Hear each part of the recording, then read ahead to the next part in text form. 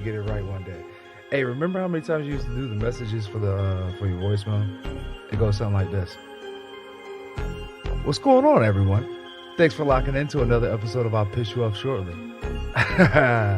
This is the podcast where we debate everyday issues, pushing your thought process beyond what's normal. The topics discussed here are meant to be intense, promote growth, and at times may have you feeling a little bit uncomfortable. Me too, a little bit. We may not always agree, and we will more than likely have varied opinions. But with that being said, I can't promise to be your favorite podcaster. Neither do I want to. But I can promise to be transparent, fair, and open-minded. So please, if you think you've got the stamina, passion to debate, analyze, and challenge the normal, please take a number. I promise you, I'll piss you off shortly. Hey, mama, I got a podcast. Hey, I got a podcast. Hey, I got a podcast.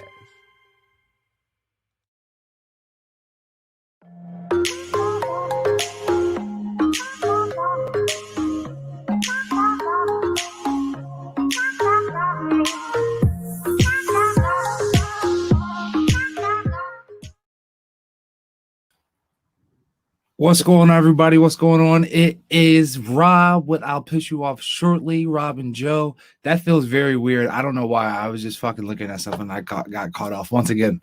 Damn. Yeah, it's going to be a fucking episode. That sounded super fucking corny. Yo, what's going on, everybody? It's your boy Rob from I'll Piss You Off Shortly. We are on a Wednesday night tonight, and I've got Joe with me as always. What's up, Joe? How you doing? I am doing A-okay. It's been a great long day. I've been on air for most of the day at this point, so I am fired up. I've been watching my tongue for most of the day and all the other shows, and I think, as you well know, I really love doing this show because this is the show where I most feel like I can just sort of say what I think. Exactly, and that's what we are here for, and that is like...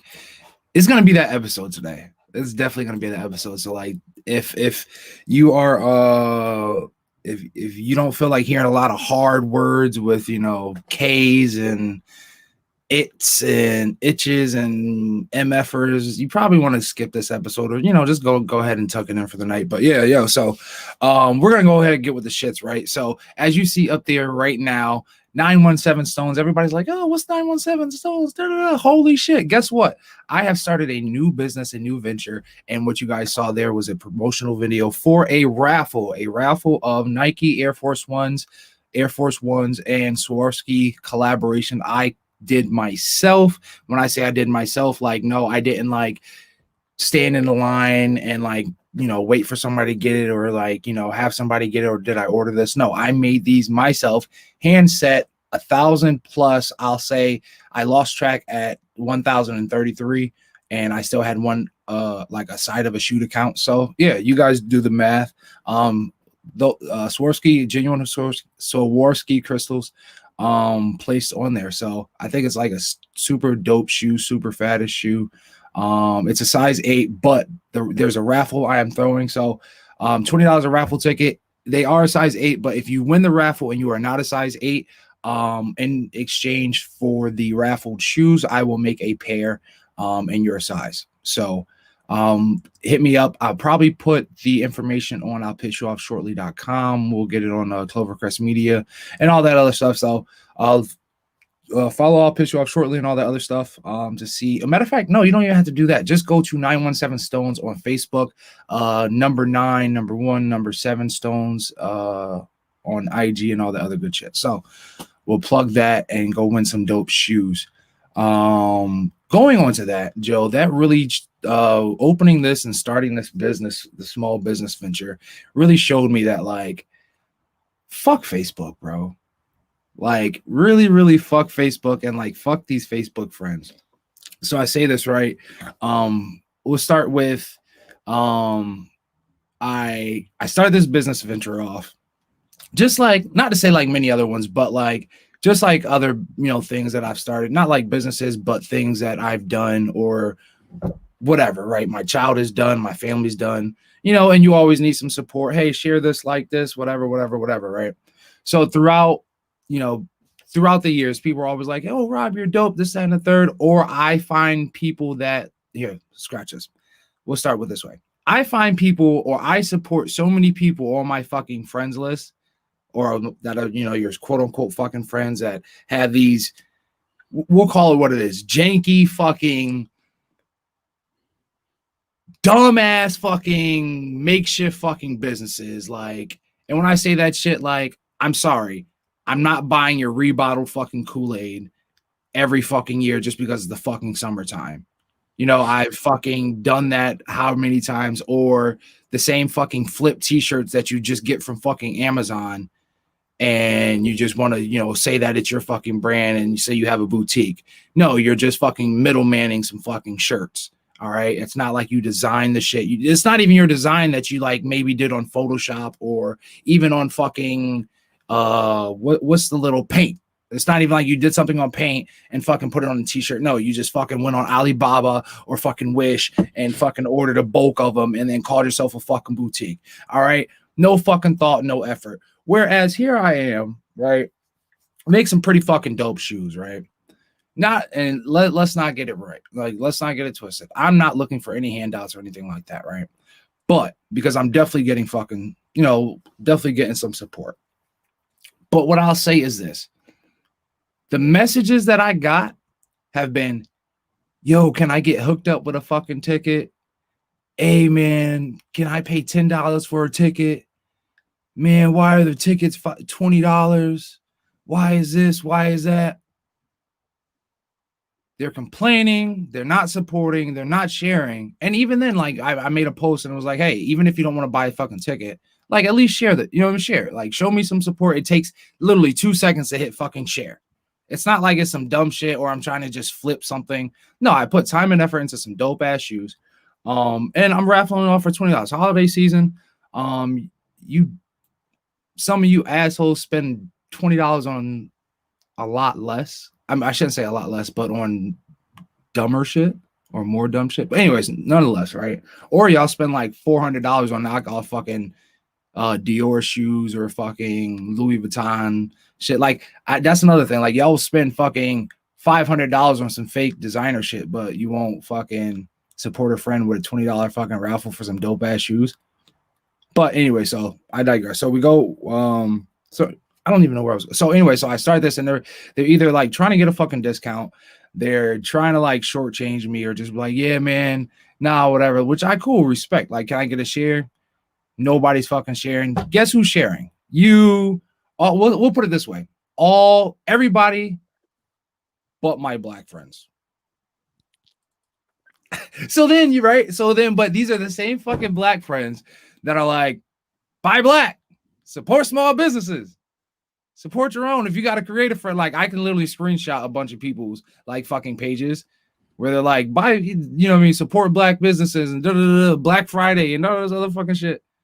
And here I am with some dope ass shit, or the skill and the craftsmanship to do some dope shit. And you either want it at a fucking discount. You don't want to pay you know what I mean? And I'm not even out here knocking people's heads off. But like, when you're shorting me of at cost, no, I'm not paying you for me, you know what I mean, for me to do a fucking project. Like, you know what I'm saying? Like, I'll put it this way.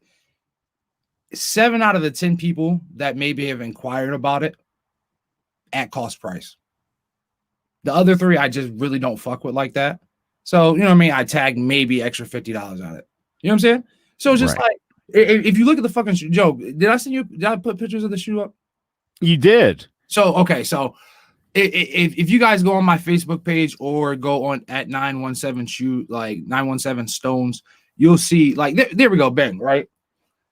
Those are all hand placed on there. You know what I'm saying? Those are Swarovski crystals. First and foremost, those aren't like just some glass, like fake fucking rhinestone shits. Like, those are Swarovski crystals, genuine Swarovski crystals. I can show you the fucking receipt. I can show you well, I'm not going to show you the fucking receipt because I got the shit for what I got it for. But anyways, that shit's fucking mint. That shit's pretty. And not to even say that, like, oh, yo, I don't wear size 8. Well, guess what? If you don't wear size 8, you can still win a fucking dope ass thing. But anyways, nonetheless, can't get a fucking share from these fuckers. Can't get a like. Can't even get a fucking, hey, here's 20 just off GP.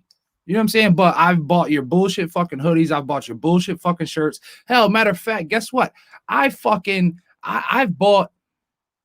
purchased things throughout this quarantine shit, between this whole pandemic, 7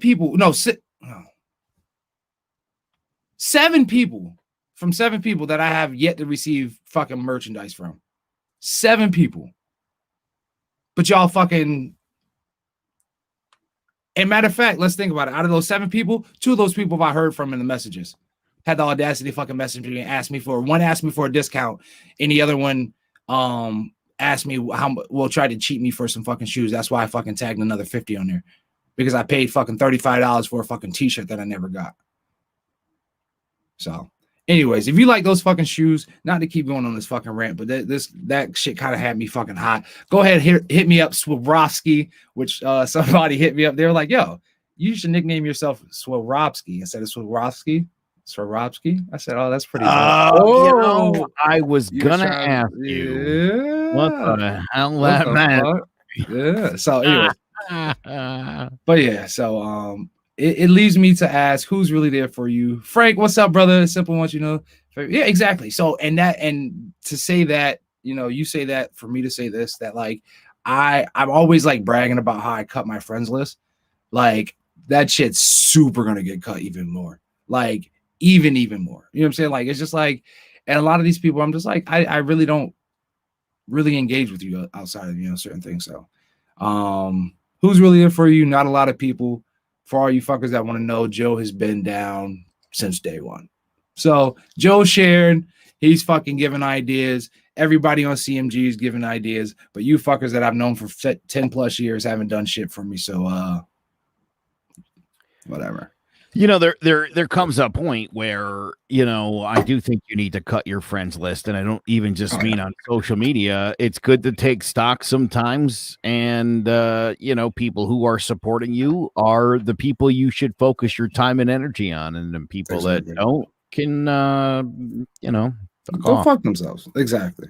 Yeah. That's where it's at, I'll tell you, as a guy who owns a business, I know who supports me. I know who doesn't. Yeah. A bunch of friends of mine recently lost their jobs. People who, when I lost my job a couple years ago, I didn't hear from them, but I hit them up. I hit them up because that's just how you do business. See, and that's the thing, I wish and that's another thing I got to remember, because my dad even said, he said, just because you treat people a certain way, they're never really going to treat you that same way, and it's just like those people that don't even show you, don't expect people to show you that same courtesy, but the ones that don't even give you a little bit of effort, just fuck them off. So it is what it is. Well, I don't want to steer this down the wrong road for a minute, but the golden rule, do unto others as they would do unto you. Which is only as good as the person uttering the words. Exactly. Right? I mean, you wouldn't say that to Charles Manson. And I think it's important for people to understand something, that this idea of like unconditional love and support is nonsense. If you find in a relationship that you're the one that always seems to be the giver, and that's not the relationship you've set up, mind you. Yeah. That's not a good relationship to be in. And I think that, I think especially religious people who grow up believing that they should treat others as they expect to be treated, again, don't understand that when you're talking to a sociopath or a narcissist or someone who's super self-involved, you're never going to get the reciprocation that of what your actions should be delivering for you. So, it's important. It really is. I annually go through my Facebook page and I wipe people out. If I see that you have bought a house or you've started a podcast and it's not with me, you're off my fucking list. I mean, there's no two ways about it. If you're like, I'm going to start a podcast and you haven't called me up, well, now you're the enemy, and I'll try to run you out of the business. So, I respect I mean, I say it all the time to people. I'm like, you're either going to buy a house from me or you're going to do a podcast with me. It's going to be one or the other, or you're not in my network. I don't need you. Yeah. Or you can listen to one of my podcasts. That'll keep you in there. But that's how life works. No, yeah. Relationships are reciprocal. Look at parasites and hosts. Yeah. I mean, even simple bacteria, if there's not a purpose for it, you're going to scratch that son of a bitch right off your back. That's how it goes. Facts. And there was a question that I heard this week, and I think we've kind of like touched on the subject before, but it was they said in a relationship, person A has a bright idea, person B says it's stupid. Person A succeeds in that idea. Person B now wants to reap the benefits of person A's success. Is person A wrong for saying fuck off in a relationship? Or not, you know what I mean? Or just saying, hey, we can stay in a relationship, but no, you can't fucking get the benefits. Well, I was in a situation where I started a company with some people, and those people bailed out just before this thing got really good. And then a few months ago, they were like, hey, we should work together. And I said, no. Why would I? I mean, we tried it. It didn't work. Why would we do it again? There would be, again, I don't know how you feel about retreads. The idea that you date somebody and that somewhere down the line you may run into that person again, and you're like, well, that was easy and comfortable. I'll go here. I mean, retreads don't work. No, because it always gets messed up somewhere along the line. You don't break up with a girl 5 times and then eventually get married and stay together for 35 years. Once you've put that fracture in, I always laugh at couples like that, the kind that get together, break up, and get together, and it's back and forth. And it's like, guys, once you've uttered the word "we're done" and you leave, there's no going back. None. Hey, remember when I said about your small dick and I did it again? I was kidding. No, keep walking. No, when I went here, when I was going through my divorce with my ex, like with my ex-wife, like she was like, "Oh, we can talk about it." I was like, "No, honestly, we can't. Like, honestly, like this is done." I first and foremost, I said I was done, and I left. And when I say I'm done, I don't give a fuck if it's like a family member, a relationship, a friendship. Like, I'm done. Like, fuck out of here. You're dead to me. Like, there's no shit. Like, I'm super disrespectful with it. But it's just like, even if we were to get together at that point, and even now with Danielle, like, if we were to break up, there's no going back. Because at that point, I already know how your family thinks about me, just like with my ex. Like, your family thinks I'm trash. Like, there's no, even if we were to get back, I know what's going on behind closed doors. I know what's going to be, you know what I'm saying? I know what's going to be said. I know what's going to be done. And you can't, like you said, you can't heal that shit. It's never going to be that same strength. Like, even as many times as you try and weld something back together, it doesn't have that same that strength, same hold. Like, so. Can we talk about Joe's ponytail? Oh, for the love of God. I saw that shit in the corner of my eye, and I'm sorry, I had to blurt it out. He's got the man bun. Oh, no, not the bun, but the ponytail. Well, I can do it all. It's, listen, here's the funny thing. My head was shaved in February. No hair on my head. Literally zero. And then this started, and I thought, how long is this going to go to? Like July, September? And I decided no haircut, no shaving until the apocalypse was over. And now I'm pulling it back into a ponytail. And my wife at moments loves it. And then at moments she's like, your hair looks so stupid. Can you just cut it already? We probably know which moment she likes it, when she's pulling on it. Let's see. She made her mom rub my hair the other day. What? Yeah. I ended a friendship with my best friend of the last 7 years. I was progressing and trying to still be friends with her, and she was bringing me down and using me to benefit her needs. I mean, Quali, so glad you got rid of that fucking shit. That's good. That's good. Joe has the second best hair at CMG. Here we go. What's up, Big Jace? Jace, by the way, listening on YouTube right now, where we're also live on YouTube and Facebook, which is pretty awesome. Hell yeah. I gotta once in a while I gotta go. I got started giving our Instagram page a little bit more love. I had to think about it. Do we have an Instagram page? Instagram? We can. I would just have to use my phone. And then go that way. Or get I have a whole I think I could do it with a tablet. I think. I don't know, that would be pretty cool. I figure to set that up. Right now I only have one camera, so that would be pretty dope. If you guys would like to see us go live on Instagram, leave us in the comments. Let us know. If you got a Twitter, we could do the Periscope as well. We could do all sorts of stuff. All that kind of stuff. I honestly want to get off. Well, I don't want to get off Facebook. I don't know. Would you guys follow us if we went to like strictly YouTube and like other things? Like Facebook, I be getting too many pings sometimes, and I have to fight with them all the time. Well, not all the time, but like recently. Oh, I'll tell you a funny story. I actually got banned from posting on Facebook. And I had to serve a small penalty. And then after I did, it still wouldn't allow me to post on any of the pages I ran. And I sent an email. And I was like, "Dear Mark Zuckerberg's dick, I'm a small business owner. I run like 20 pages on Facebook. And I mean, you're absolutely crippling my business right now. I don't share copyrighted material." No. I mean, what more can I possibly do? And then they gave me my privileges back. Basically, I got an email and it was like, "You have complied," and that was it. I didn't answer any of my questions at all. I think it's just like automated. If somebody sends a letter worth like more than 1,000 characters, or like 2,500, what they want. And thank you, Frank. I love Frank, man. Frank, man, we love you, brother. Frank, keep a lookout. I sent you. You got a little package coming. Finally, I finally sent that package out. Even though Chris, you never sent the fucking hoodie. Chris, where's the hoodies? Chris in the hoodie. Sorry I yelled at you guys, but I know Chris is listening. I hope. I want him to send those fucking hoodies. But anyways, next to mine, I guess oh, by the way, here's our advertisement. You guys go follow 917 Stones and go get you guys a raffle ticket.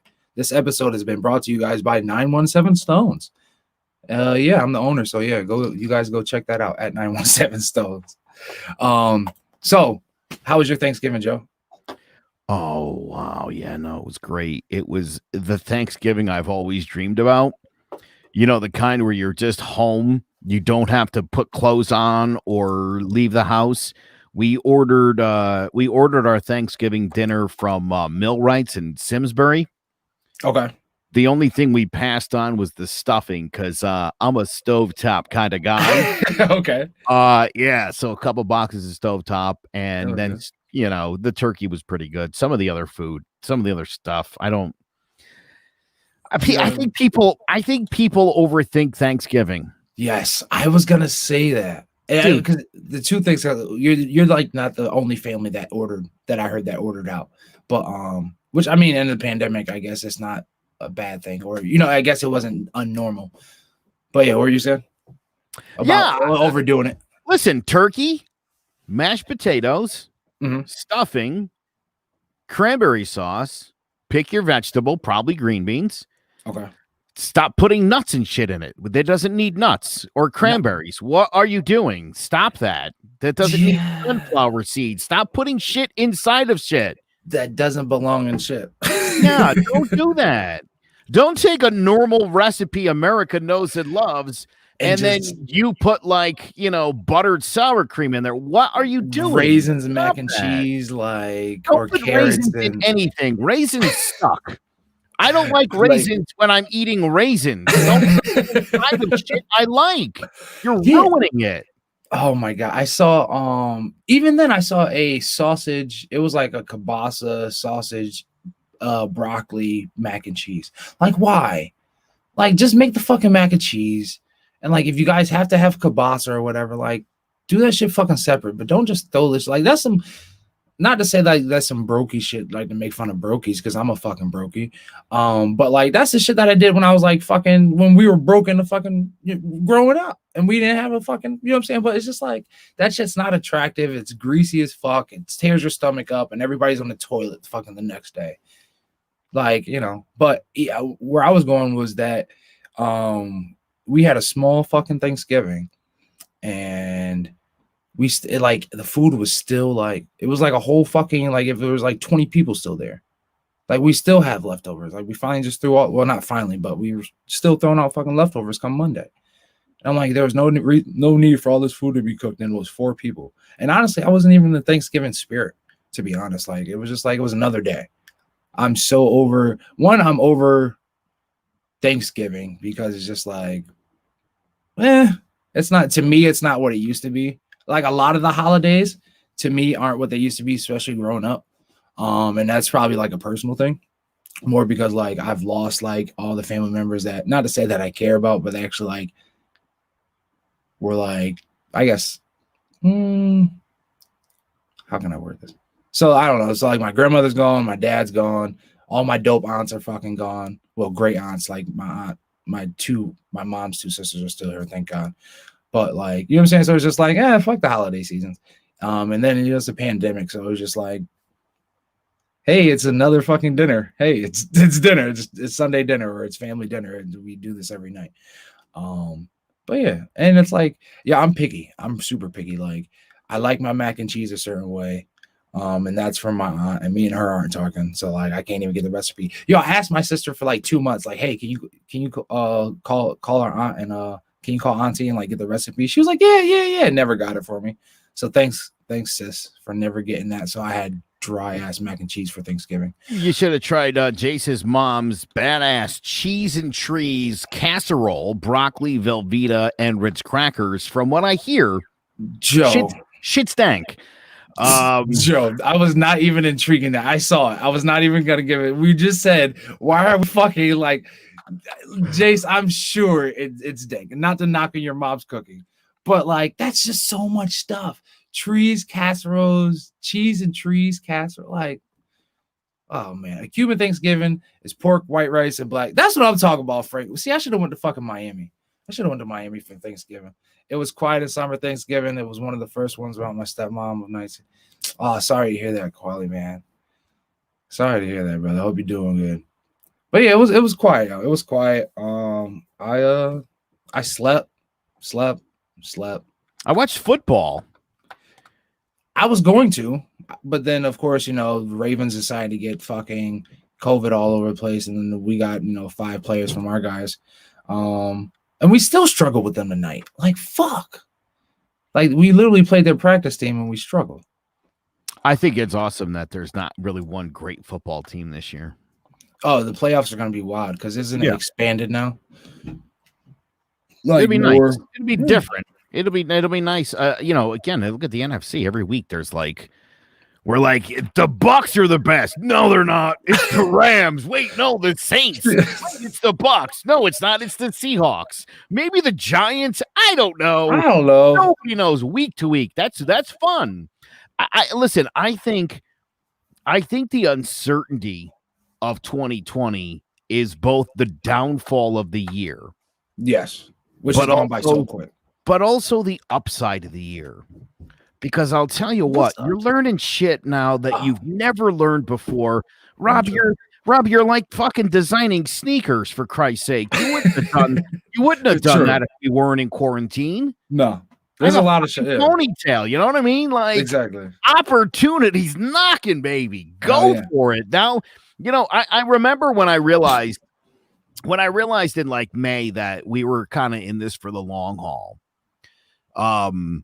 And it's funny. I don't want to get too into this, but a buddy of mine committed suicide a couple days ago, and I got to tell you, I mean, today's my first day back on the air and trying to be normal again because it blew my mind.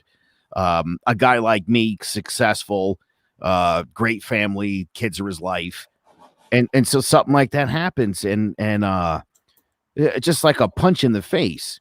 Mm-hmm. Because when this thing started, I remember thinking, this is kind of awesome. Mm-hmm. My wife laughs because every year we go on vacation and we have a pool, a huge house and yard. I don't want to leave. I just want to hang here for a week. Exactly. We've been on vacation here for like 8 months and I love it. I really do. And I keep telling my wife and kids, like, listen, I don't know when, like in a few months, it's going to go back to normal. And it's gonna, but is it really gonna be a dick when it does? I don't know, dude. We're gonna look I think by next summer it's gonna be business as usual. I think we're gonna be back to where everyone's going to work again and jobs are starting to come back. And I think by the end of the summer, spurred by, I think, people being out in the summer. I think what you're going to see is business is kind of getting back to it. So I think we're just a few more months away where we're doing this. So I'm telling you, if you always wanted to start a podcast, call me. We'll get you started. If you wanted to write a book or read a book or learn how to do improv, I'm telling you, 2020 sucks, man. And having just dealt with what I have over the last couple of, I mean, I was devastated. I don't think I've cried as much about somebody dying as I have in the last few days, because it's fucking tough. Well, dude, it got me thinking. I mean, I've been through like hell and back in the last like 10 years. I've had some crazy shit happen to me. And my kids are literally my driving force, again, to see that, it sort of puts things into perspective that sometimes things are going on and you're not really talking about it to people. Last week, I talked about our relationships. My wife said to me, because my wife actually knew this fella pretty well as well, and thought the world of him. She said, I hope you never think about something like that. And I said to Jess, I said, I mean, we have the kind of relationship where, like, it's a real good friendship too. There you go. We don't lie to each other. And it's funny, you goofball. Rob sucks at Among Us when we're all playing together. Oh my god, I'm fucking Rob trash. is such a shitty liar. The worst. My whole life. Jared Jones from Throwing Jabs, good buddy of mine, and he's like my de facto therapist. He's actually got his master's in psychology, but nice. He's my go-to guy. And I posted something on Facebook. I had a weird experience a few weeks ago within my family, and he saw it and he texted me, he said, "You okay?" And I said, "Yeah, I'm fine." And then he called me instantly and he was like, "Well, that sounded like horse shit." And then we talked for like 2 hours and I told him everything, and I think it's important. I mean, I love Quali Boy, Alexander Qualich, who comments a whole lot during the show. This is a dude that's been through some crazy shit in his life, man. Wife and kids packed up and fucking moved to England. Oh, yeah. I mean, dude, a weaker guy wouldn't have been able to handle that. And, I think Quality Boy, I think your willingness to talk about it and share your feelings. Jace is another one of our homeboys. Oh, yeah. Right, Jace. Amazing at fucking was Jace a year ago. Yeah, who's very good at lying like a psycho. But a year ago, Jace was in the hospital and homeless, and all we could do was tell him we were here for him. And it even took him some time to trust that we were really there for him. And he's back, and we're thrilled for him. But man, that shit's real. That shit's look, I don't want to make this like a whole thing, but I should have prepped this beforehand, like the suicide hotline. That shit's real, man. COVID and being quarantined, you can make the most of this, or I think if you got problems, it could fuck you up bad. I talk to people. People love you. Everybody. I don't mean you. I mean, well, they love you, but I mean, anybody listening, you got to know that there's good. And again, that's why I say, and this goes back to where we started the show, having the right people around you. Oh yeah. If you're looking to start some sort of business endeavor and you're with unsupportive people, whether it be a wife or a girlfriend or a mom or a dad or roommate or best friend, if they're not on board, you got to get rid of them. Oh yeah. If you want to do something, you want to achieve something and something's holding you back, you got to cut the ties. I agree. Like that shit's been eating at me. I know I said it earlier, like that shit's been eating at me. That you just feel like you just don't get that fucking support. Bless you. Where your people are just God, I'm so sorry. I tried to hit the mute button. Oh, you good? I brought up Frank's comment and it hit me. And oh my God, I missed. I missed. It's terrible. I've been doing this for 23 years. My apologies. That was the most I think there's still some on my face. It's still low, even more disgusting. So nice you get job. That live footage right here, live and uncut right here. I'm But glad this is being recorded. no, but like what you say is very true, Joe. Like, because I've been saying even recently, I mean, like just my mental has just been fucking off, and it sucks. It sucks. And I'm the type of person where it's just like, even if like I'm cool with somebody, like I'll be honest, I've recently, well, not recently, but you know, through our relationship, it's been you know, through our relationship and friendship, it's gotten to the point where I can be like, I can trust, you know what I mean, trust Joe into just, you know, just confiding into, you know, certain things or whatever, and you know, just say, oh yeah, you know, Joe's somebody that I know I can talk to. Because it's at that point, like I'm a firm believer, and I've said this before. If don't ask, I hate asking people how their day is going, just because I feel like most of the time people really don't give a fuck. And I'm of the sense of, if I ask you how your day's going, I really care. Like, I'm not just saying, hey, how are you, just to fucking make small talk. Because like if somebody asks me, if somebody asks me, I feel like they're just asking to make small talk. Because especially when I'll try certain people and they'll be like, oh, there we go. Oh, I was hoping we were gonna get another good old shot. I was ready that time. but yeah, like I'll try people, and just, you know, if they ask me how you're doing, I'll tell you. And if I can feel that like you're just like, oh, okay, and just trying to rush me on, I'll probably never ever talk to you or like try and confide in you ever again. Even if it's like small talk, or even if you try and like talk to me about some shit, like, nah, I'm good. So, and that's in being in the military, and then like just meeting a bunch of people, and like not only military, just even civilian life. You're just like, you really learn that a lot of people don't really give a fuck about your problems. So I'm just like, not saying shit. I'd rather just keep it to myself and keep going. So, but you know what I mean? Needless to say, I'm sure, not sure, I know a lot of people in CMG are proud to have you, Joe, because man, Joe definitely he probably plays fucking mentor and psychologist to everybody of us, everybody on CMG, about 30 people. Yeah, like, hey, I try not to like, I know I try not to like blow you up on certain things. So it's just like, but because I definitely see it, and you guys don't see the behind the scenes, but like Joe's hand is in everything, and like it's dope. So I applaud you, Joe, and definitely give you your flowers while you're alive before you blow your snot nose out again. Yeah, I appreciate that. Oh my god, I don't know what is happening to me. Yeah, weird. No, you know what? I appreciate that. You know, look, I think it's important, and it's funny. I mean, on our show, Throwing Jabs, you know, we obviously talk about fights, boxing, and MMA fights, and we do spend a lot of time talking about the mental aspect of the game, and then just mental health in general, because you know, you see guys like Conor McGregor. And you're like, what in God's name is happening with people like him and Deontay Wilder? And you're like, is there anybody around these guys that are like, dude, get your shit together? Can, you know, and it's really unfortunate. And it really is. I think, and Frank had come, yeah, I mean, it's something that needs to be talked about. And I think it goes a long way towards understanding how people are. People are messed up for a lot of reasons. And I'll tell you what, I mean, 1 in 5 people you meet is a sociopath. I believe it. Sometimes, you know, like, you know how, damn. If you're thinking, if you're the sociopath, you probably are the sociopath. So I'm probably the sociopath. I mean, you figure we got a couple people watching, a couple people commenting.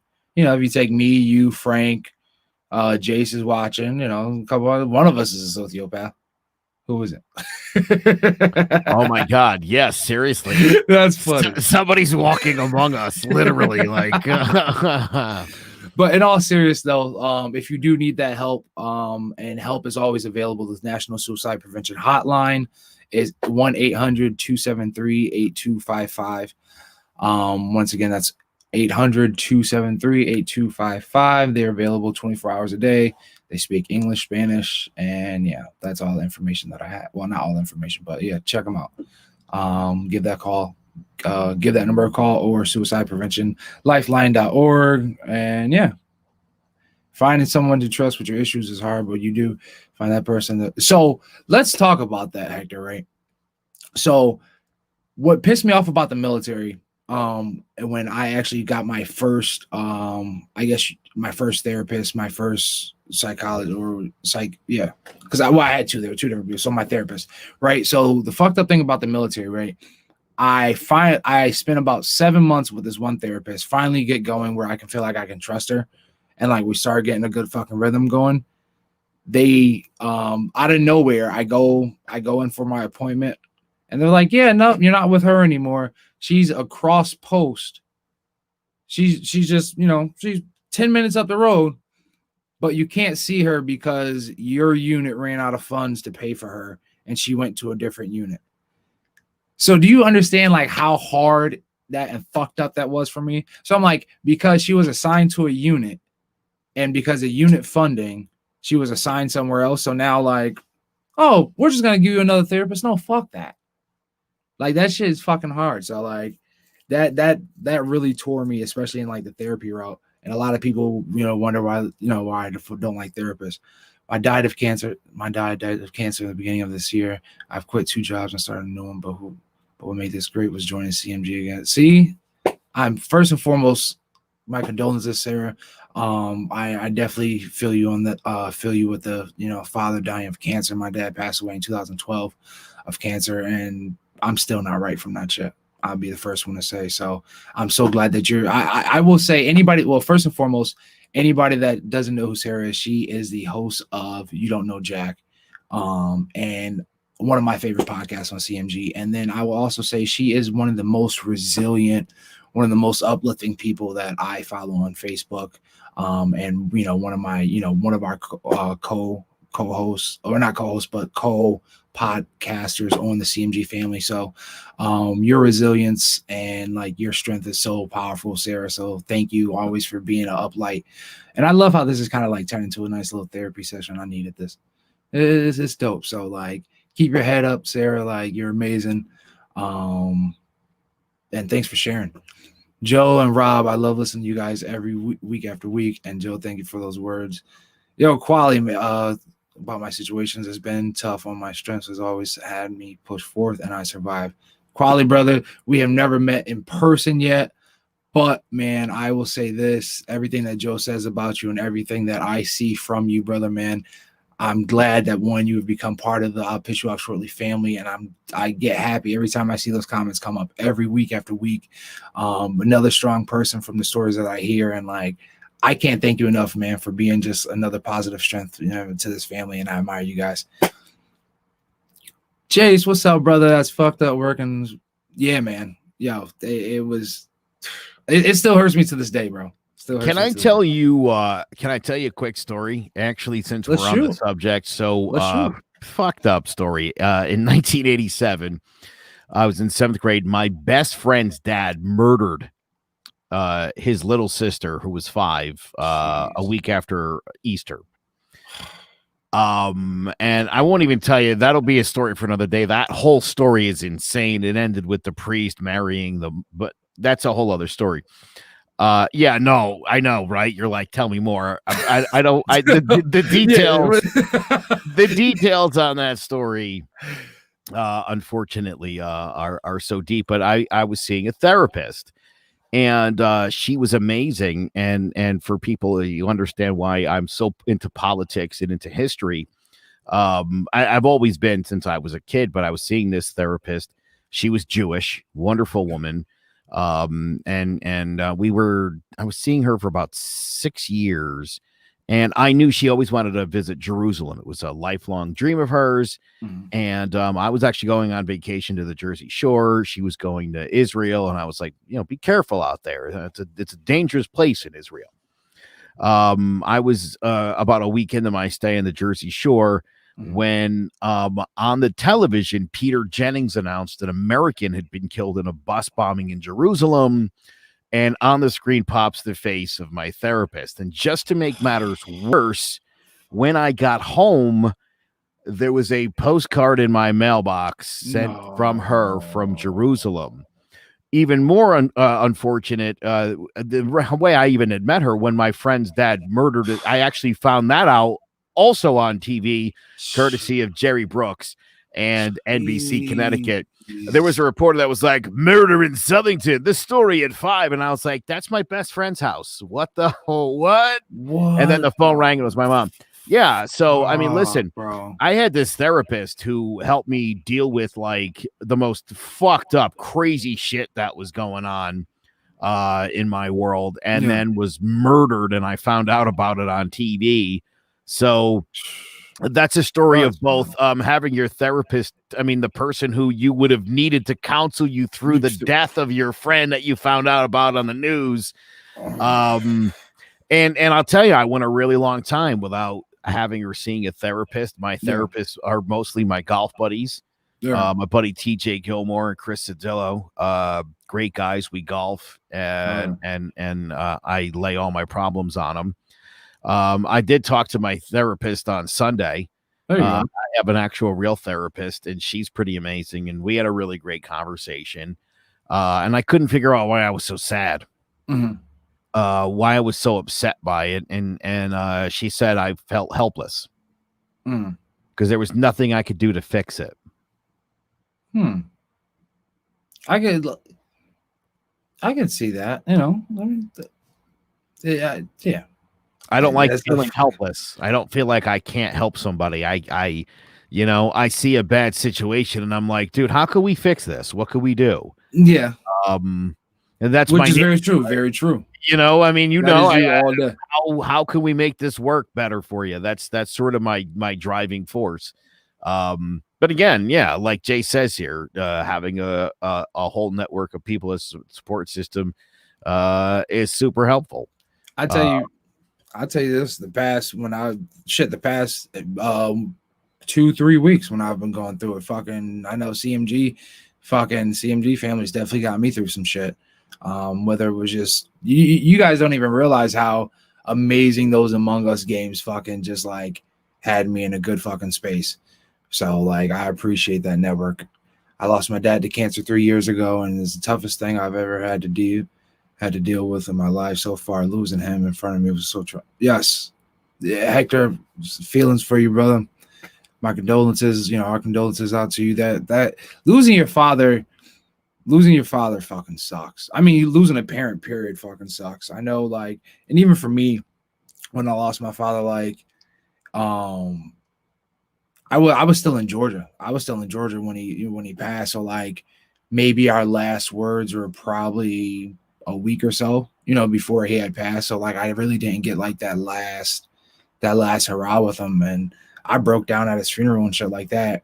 And to this day, like it eats me. Like I tried to leave the military because of it. Like I went through a huge depression, slump through it. Like, so anybody that's lost their parents this year, or not even this year, because that shit, like, that's another thing that I hate, that like people are like, like I had somebody say, I know like your dad passed away in 2012, like shouldn't you be over it? Like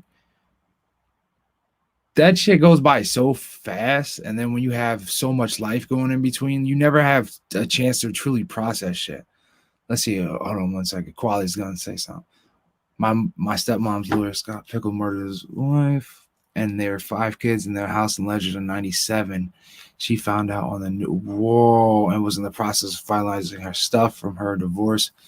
That's fucking deep. Like, man, this is crazy. Like, world is fucking crazy. And just when you think that like you're going through it, you realize that there's so much worth, and it's so much true. I mean, it's so much truth to it. Just if you think that you've gone through it, somebody's going through it 10 times worse. Past month or so, I've been going through shit. I had missed some podcasts just because I didn't want to do anything much. This HHW show crew was hey, that's awesome, Frank, brother. I'm glad. Well, I'll tell you what, too, Frank. You ever need a little pick me up? You ever need some words of encouragement? Let us know. That's what I was going to say. We're like a really group. Frank's all the way down south. Like we should really just be going down there. That's what we should do. We should go like bombard like Frank and do like I'll pitch you off shortly from Miami. Have Frank show us around. Have him show us down in Florida. Even with the COVID, we put a mask on and go. I mean, you know, Florida's open. Y'all don't follow the rules Florida down don't give a here. fuck. Girls still out there in the bikinis and all that good shit. Y'all out there on the beaches living it up. Their state motto is live, die, or die. So, before I get like too emotional, and we were talking about fathers, I guess we're kind of loop this in. Fucking being a father sucked today. I will say that. Like, I know I'm probably not supposed to say that, but like, have you ever just had it to like where the point where like you're ready to just throw your kid through a fucking wall? Like, my daughter today literally took her arm across the kitchen island where there was papers and mail and stuff, and she just said fuck it, just clear everything out. I screamed at her, scared the crap out of her, and she had one of her most productive days for the entire rest of the afternoon. It was amazing. I know you're not supposed to yell at your children, but sometimes scaring the fuck out of them will buy you some time. I hate to do it, but bribery can't always work. See, and this is funny. So this is going to be interesting. I hear you say like you're not supposed to. Yeah, I agree with you. You're not supposed to scream at your children. And maybe I feel like now I feel like a dickhead. Maybe I feel like a bad father because damn, Donnie gets screamed at a lot. Like, and not to say screamed at, but like when he's like bullshitting, like today, like it was all day, and it was like not even screaming, just like very stern, firm, like I don't know. And I feel like a dickhead now when you sit there and say you're not supposed to scream at your kids. I'm like, well, you're not, dude. Let me tell you something. I just feel bad. Now I just feel soft. I don't want to throw anybody under the bus, but I have a neighbor who's a psychologist, like of veterans, no doubt, no less, I should say. I hear this dude screaming all the time with his kids from across the street to the point where we were playing poker the other night, like virtual poker, and we're in a chat, and he was like, yeah, I yell at my kids sometimes. Joe, you probably hear it. And I was like, oh, no, of course I don't. Yeah, no, you hear it. Holy smokes, dude. I mean, see, no, I'm not like that. All right. There's a fine line between being a maniac. Yeah. If you don't yell at your kids sometimes, one of two things is happening. Number one, you have amazing kids. Congratulations. Number two, you beat them when no one's looking. It's either one or the other. If you're not screaming at your kids at some point or another, they must be amazing children. Yeah, and most of them aren't. That's a fact. Yeah, you know, I get so confused because everybody's like, "Oh my god." Whenever we drop him off somewhere, they're like, "Oh my god, he was the best kid ever." Like, where the fuck was this kid when he's at home? Because he's definitely not like that.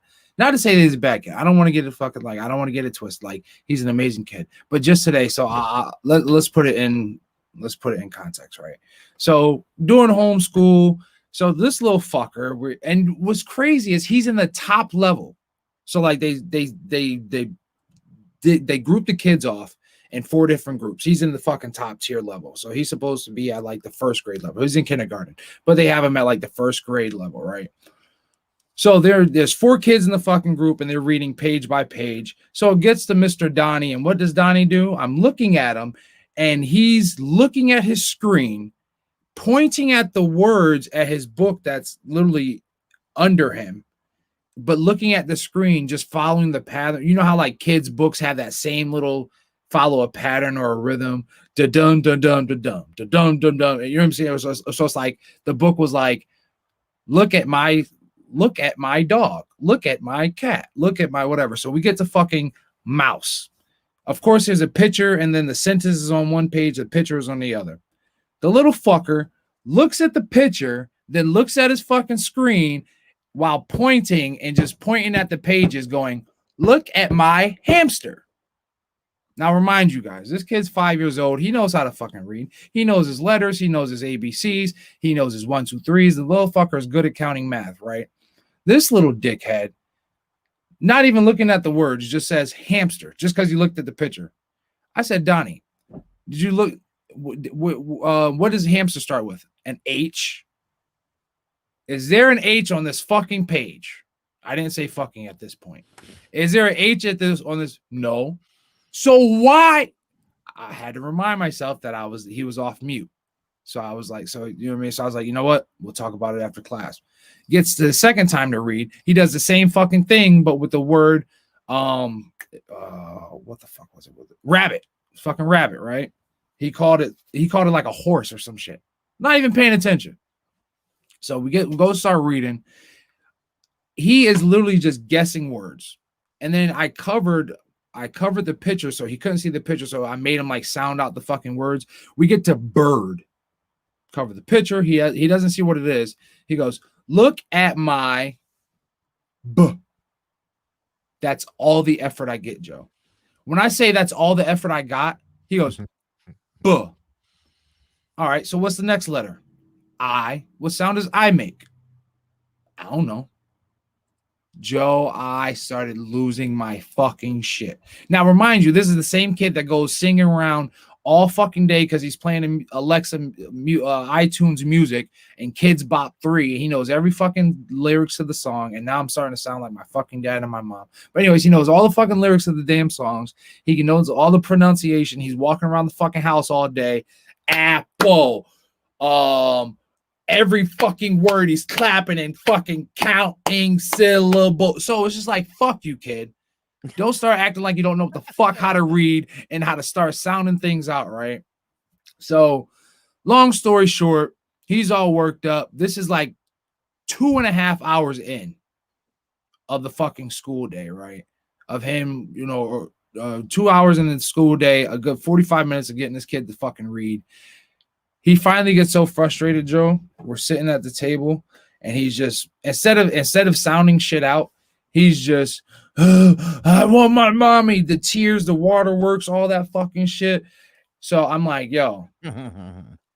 He's like, he's like, I'm hungry, and I'm like, okay, cool. Since you're not putting any effort into this fucking work, I'm not putting any effort into your lunch. Usually he gets a nice grilled cheese, some fucking snacks. Maybe I'll make some French fries, season up some fries, right?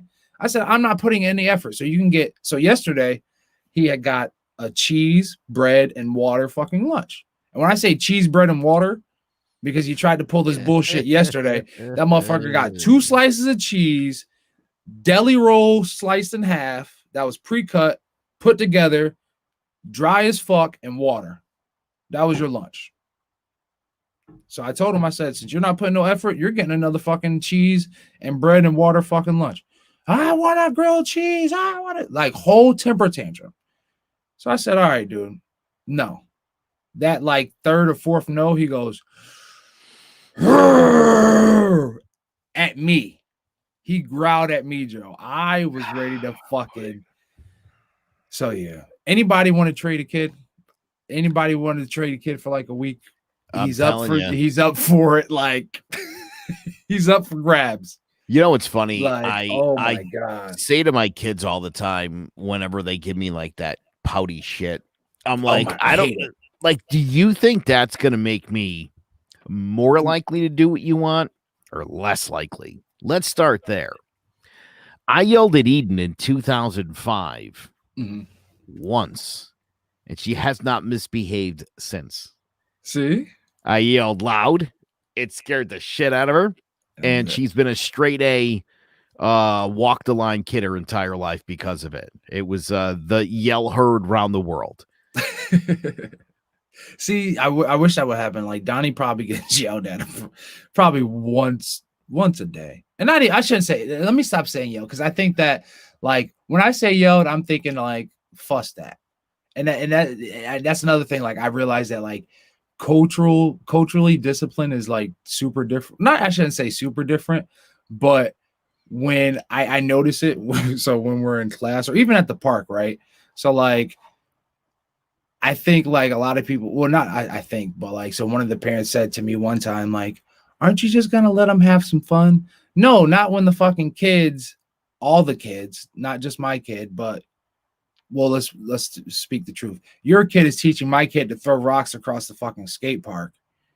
and like there's people around here. Like, no, that's not a fucking smart thing to fucking do. So yes, I'm gonna yell at my son the third time after I tell him to stop fucking following around your kid doing some dumbass shit. Let's see. You can yell all you want to at your kid. It shows you care about them. I never got screamed at by my dad because my dad was never part of my life. Well, I mean, yeah, but you wouldn't take the time or put in the effort to yell at somebody, or going back to friends to talk to somebody and offer them some advice on some bullshit you see if you didn't care. Exactly. So I and I have to remind myself, even when I was like, so tonight when I was going to go grab me a little treat, because I scraped up some change, getting a little ice cream. I was like, I literally got myself an ice cream, and of course, that's me and his favorite ice cream. And I was like, fuck, I want to get the little shit of fucking ice cream because, you know what I mean? Like, that's our fucking thing. But I was like, fuck, why I can't, because your dumbass want to have a fucking badass fucking day. And it actually hurt. And it made me feel like, damn, am I a bad fucking dad? No, I got to actually fucking stick it to him because I understand what goes on in this fucking reality. I understand why I'm hard on him, the same reason why my dad was hard on me. And it's just like, I hopefully is going to pay off. And it's just like, fuck, man, just today was just that day. Like, I've never had this hard of a time with him. And it's just like in the 4 or 5 years, like never, bro. So in the notes here, you wrote, the women in this family have him so spoiled and entitled. And I noticed you hadn't brought that point up on air. I didn't know if you were going to. Yeah, so that's true. Was just some bullshit you were just kind of posting in the. I'll tell you, because I tell my wife that all the time. No. So I definitely. I'm the only one that ever disciplines anybody in this house, and my wife is like, bro, discipline your kids. And I'm like, well, what is it? Can you even just be like, do what dad said? You just stand there, like, look at the kids like, he's a dick. So what? That doesn't help. So where I was going with that, and similar to it, right? It pisses me off. So one of the things that really irk my nerves is if I'm disciplining him, shut the fuck up. Don't come trying to fucking play Captain Save-A-Ho. Don't fucking start feeling bad. Because that, like, no. And then that's my other thing. Like, I grew up, if you were fucking grounded, you were fucking grounded. Like, if somebody said you fucking grounded if my aunt said, yo, you're grounded a week, you're probably grounded a week and a day just because you wanted to make you fucking suffer. So, like, it's like you can't say something and then just not fucking follow through with it. I have to be the fucking follow through person. And I get so pissed off when I'm like, look, dude, okay, no fucking TV for the rest of the day since you wanted to bullshit me, or you didn't want to do, you know what I'm saying? You didn't want to take care of some simple shit. And I fucking go get a coffee, or I fucking step outside for a minute and I come back. Oh, mommy or Nana said I could watch TV.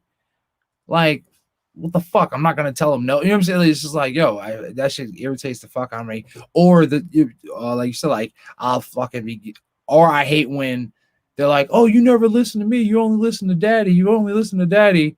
Well, no, because y'all are fucking soft with him. Stop fucking coddling him when he fucking does something bad and he starts giving you those fake ass tears. Fucking keep your foot up his fucking ass and fucking don't let off. They fucking, but they expect me to go fucking full course. So when he's going crazy, sometimes I just walk away and be like, you can deal with that shit. Fuck out of here. I'm not even like, I hate that shit. I hate it. And I see. God. I look at my kids and I go, cut the crap with that. That's fake. Oh, and they start they can't hold it in because they don't expect to get called out for horseshit, Yeah. I get them every time. I'm like, if you want to talk, you want to work something out here, cut the shit. Stop the pouting, stop the whining. Are we done with that? I tell them all the time, clean your face, because Donnie has the ugliest fucking fake cry face. It's like, yeah. I'm like, dude, you gotta stop. Like, cut, like, it's fake. And he'll stop and he'll start straightening up. And then as soon as he hears his mom or his Nana, back to the fucking waterworks. So I'm just like, all right, whatever. Fuck off, dude. I whatever. I'm just gonna whatever. Like, I don't engage. I I don't engage in any of that shit. Frank brought up a good point. There needs to be a good cop, bad cop sitch. I tend to walk the beat alone at night, which sucks. No, there's no bad. I'm like, officer down, officer down, and nobody comes for me. There's never, and like I said to my wife all the time, I'm like, if you could just simply just reinforce what I said, it would be a lot more helpful than when you just kind of look at him like, well, your dad said it. Like that doesn't help me. Not at all. I need you to go up like 2 octaves. I need you to go like 2 octaves. And not only when you feel it's necessary. Because that's the thing. She'll be like, go sit down. Oh, come here. You're crying. I'm sorry. No. Go tell that fucker. Just tonight. Matter of fact, she told go lay down, get in the bed, right? And this is so I bought these fucking the Amazon Echo things where the views, the shows. I bought them shits like 6 months ago, like a while ago, and it was all good. But now that this quarantine shit and like the school shit, like so now we can use that as like a kind of a kiddie camera. But now he knows how to fucking use it and drop in on us. So like we'll put him to bed and here these two go on the fucking Alexa. Like if y'all wanted to fucking talk and all this other shit, look at each other, go sleep downstairs with them. So even with that, right? So even with that, it's like she'll hear him because we have the attic suite, right? So he's downstairs right across from Nana. So you'll hear his footsteps. You'll hear his footsteps and running around making all the fucking noise. Instead of her going downstairs, she just uses the fucking Alexa to be like, Donnie, can you please lay down? Okay. No, go the fuck downstairs. Fucking tell him to get in his fucking stop just trying to be friendly with him over the fucking Alexa thing. Go down there and I don't want to say be a fucking parent, but be a fucking enforcer or something. Grab your fucking balls and fucking be tough with the fucking kid. You can't program Alexa to be like, lay back down, motherfucker. I probably could. I need to do that whenever you That'd be great. Kids start sneaking out of bed and it's like, alert. Donnie's out of bed. Kid would never get out of bed again. Oh shit. Yo, talking about getting out of bed. Have you heard of Clubhouse? I have not. No. Yo, so there's this app called Clubhouse, and think about it's like the club, but literally just on a phone. So at first, when I heard about that, first and foremost, you have to be invited. Like it's one of those exclusive things. I was trying to get you. I can get you on. I think I still think I know somebody that has a link. So I can get you on. There is a caveat. I know I can get you on, but in order for you to get on the app, because it has like a bunch of celebrities and other shit like this, I'm pretty sure you can get on it anyways. But or you have a connection to get on. But anyways, to get on the app, you have to get sent a link, and you only get one send request. So like I got it from somebody, so I was only able to send it to my sister, who's, you know what I mean? But anyways, this shit is lit. Like, so you go into a room, it's like a chat room, but it's all voice. When I first heard it, I was like, so you're literally just voice chatting with people, but it's literally like if you were in like a chat room and it's like a bunch of celebrities would be in there, and they're just shooting the shit with fucking people. Or like so one of my favorite rooms to go into, and you'll catch it like 4 or 5 o'clock in the morning, is like they call it like demon time, where you like get like some really inappropriate shit, or like the shit the after dark. Mm-hmm. Man, Joe, a couple things from this app. I'm old and washed. I hope I never have to be single again. I know I've joked about this before. Like if I said I'm single, like I'm staying single, it's not because like by choice. I'm not gonna know how to fucking talk to anybody. Like the way that these young whippersnappers are fucking spitting game these days. Oh yeah, Joe. I'm sure. Oh my, I couldn't get half of the shit off I used to get off. Like I'd definitely be the old man. I don't understand any of the fucking sarcasm now from these young fucking folks. I'm fucking washed, but it's fucking crazy what they're letting off. Like I thought the 90s were wild. Nah, the 2020 Clubhouse days is fucking lit, Joe. So back to going to bed. I found myself 3 times falling asleep, and like old school high school falling asleep on my phone with like on a group. That's what it is. A group call. You ever did like the group? Well, we're fucking like on Total Phone. Like, yeah, like Like, you have, total like, full 4, 5, like, 6, 7, 8 people on the line. exactly. Like back in the Yeah. day when you had just like that, and somebody always falls asleep. That's Yep. exactly what the fuck it is. That's what Clubhouse feels like. And I definitely fell asleep in a fucking room, just like laughing and like. So there's a couple rooms where you just go in there and people just roast the fuck out of you because it like connects everybody's like Instagram. You know what I mean? You can put like your Instagram, or you have to put your profile picture and shit up there. So like the other day, I was in a room with Kevin Hart, and he was literally trying to promote his Netflix show, and everybody was just roasting the fuck out of Kevin Hart. And he was just like, all right, yeah, you guys got it, but you should watch my show on Netflix. Like, it was funny as hell. So I got to get you on Clubhouse. I didn't see that last thing, but it's all good. I meant to read it off, but so yeah, if you could, party line. Yeah, party line. There we go.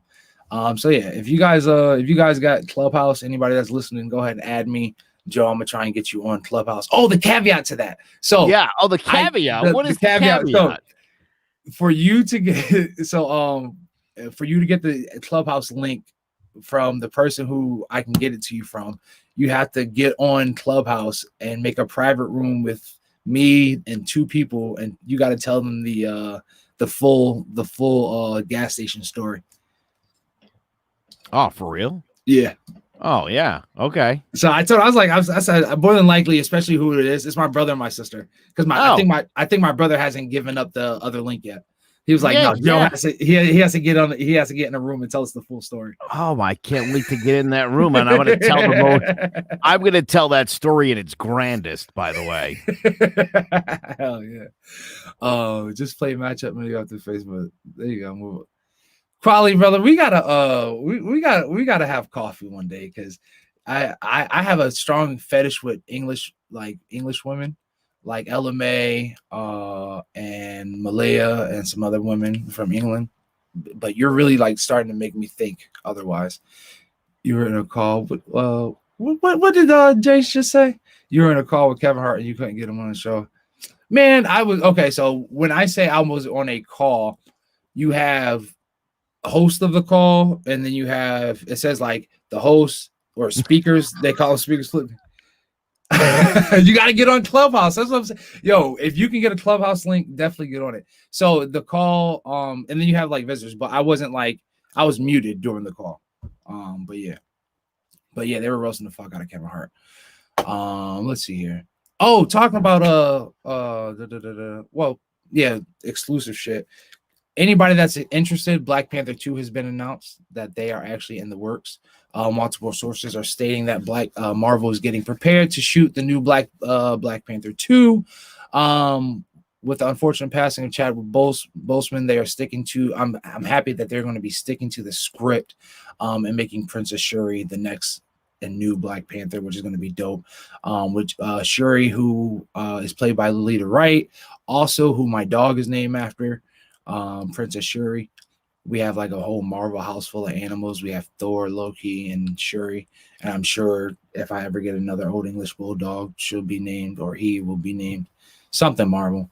It wasn't my choice. Loki and Thor were already here, so it kind of just fell into that. So that's where we got Shuri from. But yeah, so Lolita Wright's going to be playing Shuri. Lupita Nyong'o, who plays Nakia, who's also in Us, who played the mother in Us. Oh yeah. And then Winston movie. Yep. And Baku's coming back, Winston Duke, who was also the father in Us. Angela Bassett's coming back, who played Queen Ramonda. They're all respected return, and filming starts 2021 in Atlanta, I think. And I think a lot of that's going to be done in like Tyler Perry Studios, so it was going to be pretty dope. And then also Tenoch, what's his name? Tenoch Huerta. He's gonna be the antagonist. He was in Narcos Mexico. So anybody that watches Narcos Mexico, I can't remember Tenoch's character's name, but he's gonna be the antagonist, which is gonna be interesting. Hispanic antagonist in Africa, but I guess if they're still in Wakanda, that means they're in LA. Oh, that probably means that they're in LA partially, because Shuri's supposed to be heading the. Oh shit! Is there going to be some beef with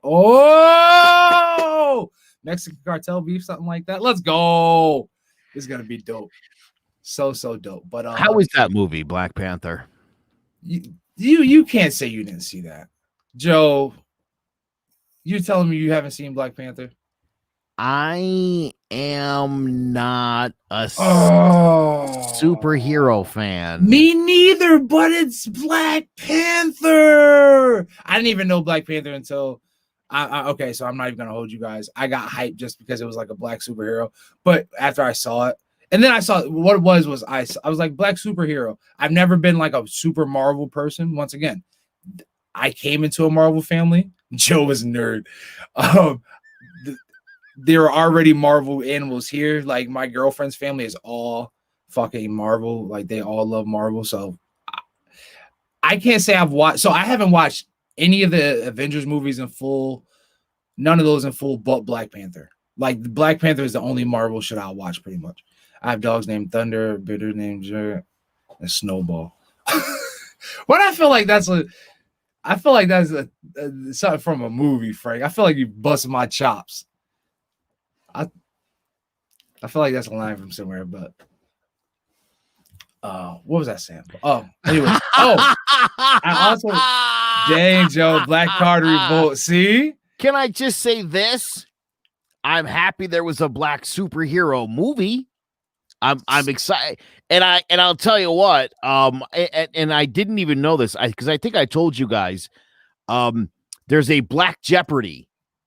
SNL did with Chadwick Boseman, and I didn't know it the first time I played it, but he's playing his character T'Challa. T'Challa. Yes. And it's hilarious, dude. He absolutely kills it. And I didn't find out till later on that he's actually playing the character from Black Panther. I didn't know that because I haven't seen the movie. Well, you're gonna see it now. I definitely when I come over, we're watching Black Panther. Did I tell you this buddy of mine a couple years ago tried to get me to watch the Batman movie with Heath Ledger? Multiple times try to get me to watch it. And because white people, I guess, are supposed to love that movie. And I didn't want to watch it because I'm not a superhero fan. I hear you. But it's not like I will say that like Black Panther it's superhero, but it's more. I can't even say it's not superhero, but it's superhero, but it's modern superhero. Like it's very more like modern action, like fight scenes, not like a bunch of shit. But come on, man. I don't mean to sound like Martin Scorsese. I'm not like, it's garbage.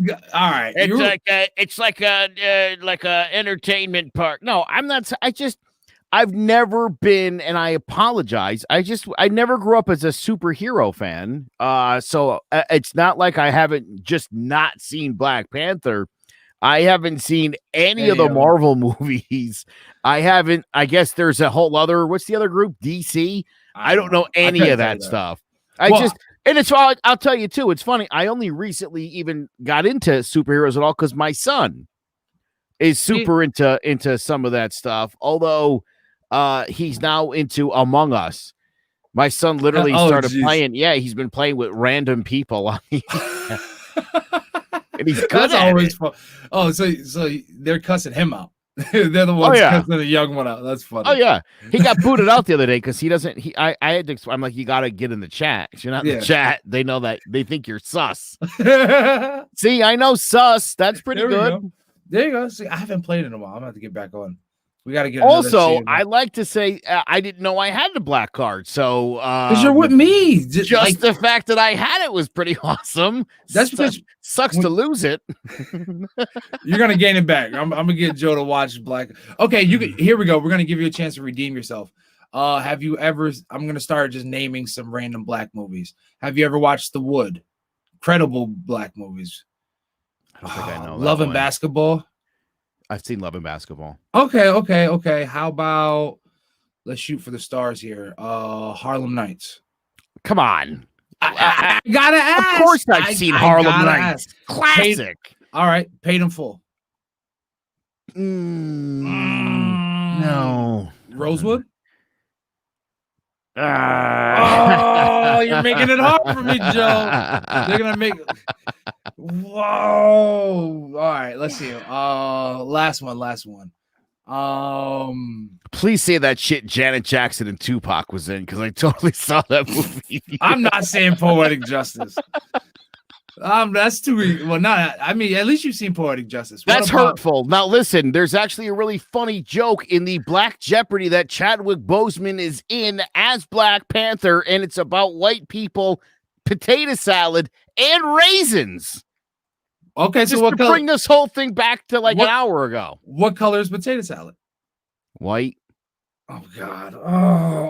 Oh, Joe, you're making this hard. So hard. Oh, I see. We're gonna have to give you a lesson. We're gonna. Oh, you know what? That's a. You know, we're gonna do that next episode. We're gonna do. I don't know what we would call it, or the how do you earn your black card, or to earn your black card. Oh, and it's gonna be like a bunch of like questions. So if you are a person of color, if you're cultured, think of some questions and shoot me some questions in my in the inbox, and then we're gonna ask Joe that we think that Joe might be able to see. Even Jace knows that potato salad is yellow. Joe, come on. Oh, he white. Oh shit. So yeah, we're gonna play a game since we're talking about Jeopardy and shit like that to earn your black card. So stay tuned for next week. We're gonna play to earn your black card with Joe. I'm excited. I think I'll do well. I really do. I don't know, Joe. I don't know. Oh, okay. You come into my house. There's Kool-Aid. What flavor is it? Cherry. All right, so grape. Next to yep, that's racist. You're supposed to say red, Joe, or purple. You say the color. There's no flavors. The only flavor is color with Kool-Aid. There is no flavor. Trick question. You're supposed to say red, or purple, or blue. I like purple drank. I have had purple drank. I understand. I do. I guess this is perfect. I got nervous. Like I'm on the ropes, dude. This is like Ali Frey. I'm like getting pounded over here. Gotta play for the culture. That's what we're gonna do. Orange works both ways. See, Jace even knows the cheat code. Jace knows the cheat code. You could have went with orange and been good. All right, this is perfect time to go into. Yep, that's racist. Can you answer this question, Joe? Are you anti-racist or are you pro-racist? I am anti-racist. Are you sure? Because yes, I have a video where this question is the hardest question for somebody to answer. Let's take a look.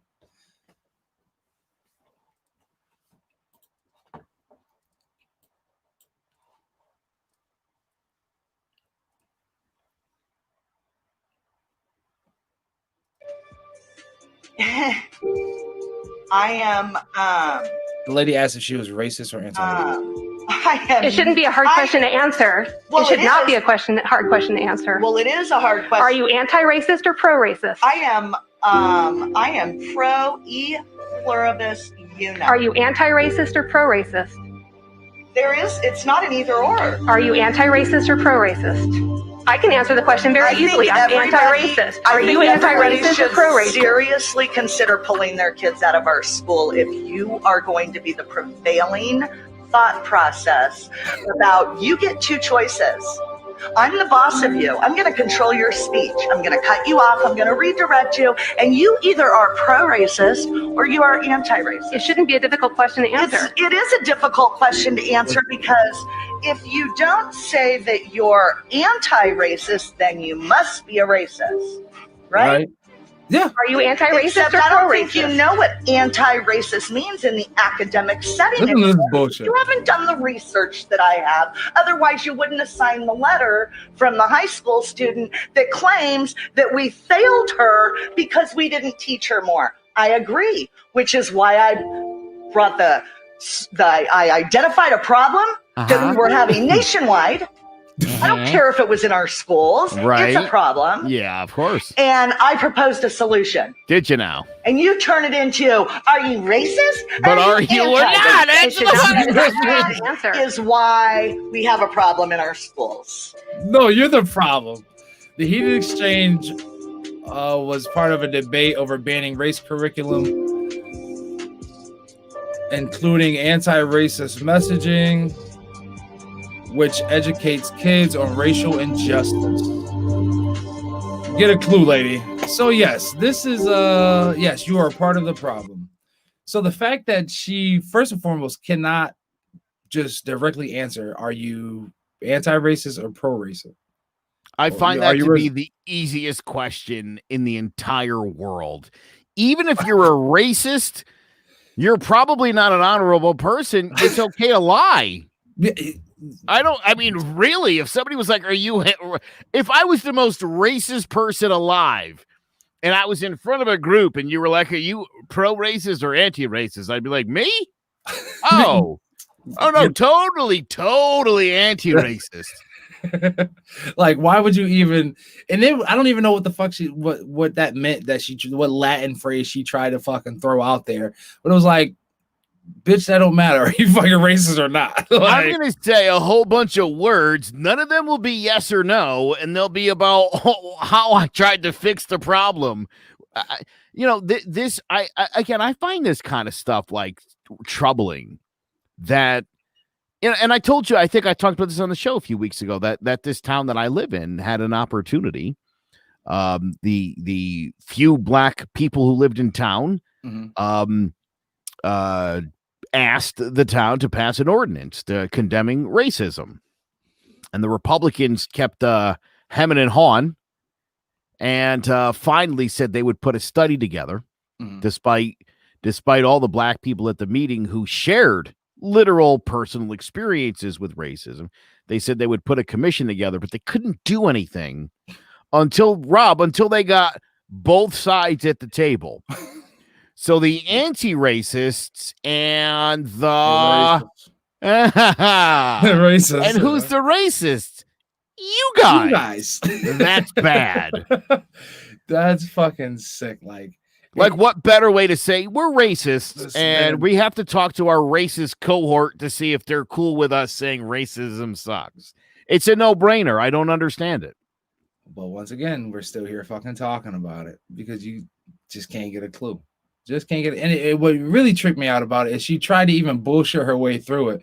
You know, you didn't do the research and what the fuck? Hold on. What? I'm gonna call that horseshit. I don't There's think no way they're teaching Ebonics as a foreign language. Do people even talk Ebonics anymore? I feel like that went away like a while ago. Ebonics is the first proper word for slang. And realistically, when you think of Ebonics, that was just a way for white people to fucking properly say fucking black people are talking in a way that we don't like.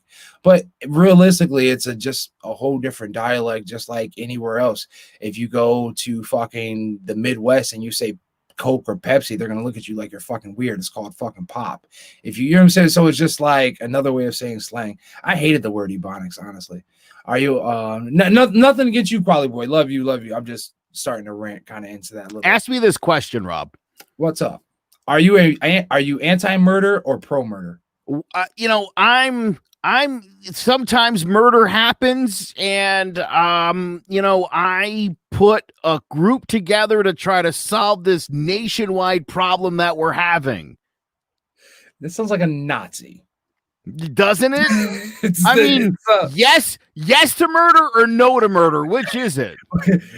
That's not hard. Oh man, you racists are making it too easy nowadays. You fucking racists are making it too easy. See, this right here, I think, is classic misinformation that gets out there. Because if they were teaching Ebonics as a foreign language, I would go sign up right now for the credit. Why wouldn't you? What do you guys think is taught at Ebonics? You want to learn Ebonics? Go sit on the north end of fucking Hartford. That's your lesson 101. You hear all the slang you need to hear. I can't imagine that there would be enough for an entire lesson when it comes to ebonics. I don't feel like it's that involved. No, you just start making up your own words and then just start referencing to certain things. Like a glizzy. You know what a glizzy is? Is that a glizzy? Glizzy. So I feel like it's something that's shiny. No. Well, it could be if it's all right. So, and that's the thing. So, right. So, there we go. But so I knew a glizzy when I was younger to be a Glock. Well, glizzy came from Glock, which everybody went to gun. But now you say glizzy, I guess it's a hot dog and it's some homosexual stuff. A glizzy. So like I was like so jokingly I was with one of my younger cats. He was hooking me up with something, and he was like, I was like, yeah, man, you keep messing around, I'm gonna pull the glizzy. He was like, whoa, pause. And I was like, what do you mean, pause? He was like, yo, glizzy did it. I was like, oh, my fault. I thought glizzy was gun. You know what I mean? I was just messing around. He was like, nah, glizzy. And he started laughing. And so here I am thinking I'm like cool, knowing what the fuck people are saying in rap songs, talking about glizzies. Now they're talking about some extra stuff. I'm like, okay. So, just that. So you got to be careful with these ebonics courses. Don't go on University of Phoenix trying to get a fucking ebonics 101 course. You find yourself somewhere fucked up, getting beat up. You better watch how the fuck y'all be saying. I just stick to the words I know, what I think I know. So I'm gonna always sound old. And I think that now I'm starting to get why like old heads when I was older just sounded old, because they're just like fuck trying to keep up with all this extra language. I know the words that I know, and we just keep it out there. Jason's in timeout. I put Jason timeout. I didn't know that was a thing that you could do. Holy shit, that's funny. Yeah, I didn't know that. So nice. Just so the listeners know, I can put you in timeout. I wish that other listener was here. We could have put him in timeout. That would have been funny. Who is that? Frank's bud? Yeah, Frank's cousin, right? Yeah, Frank's cousin. That would have been fun to put him in timeout. He's a glitzy. Oh, man. He's a glizzy, yo. Fucking glizzy. Oh man. So, you know who can eat glizzies? Who can eat a glizzy? Government-funded hate groups. They can eat a glizzy. I have found out that 90 American known hate groups have received more than $1 billion in tax-deductible donations. How is that, Rob? You ask? Well, let me tell you. When you're able to take a charitable contribution deduction from a certain activity, you're taking your tax dollars out of the common pot and putting it into your own private purpose. In this case, the case of hate, says Phil Hackney, former IRS attorney. What is going on is, if you guys don't know, the group that was responsible for the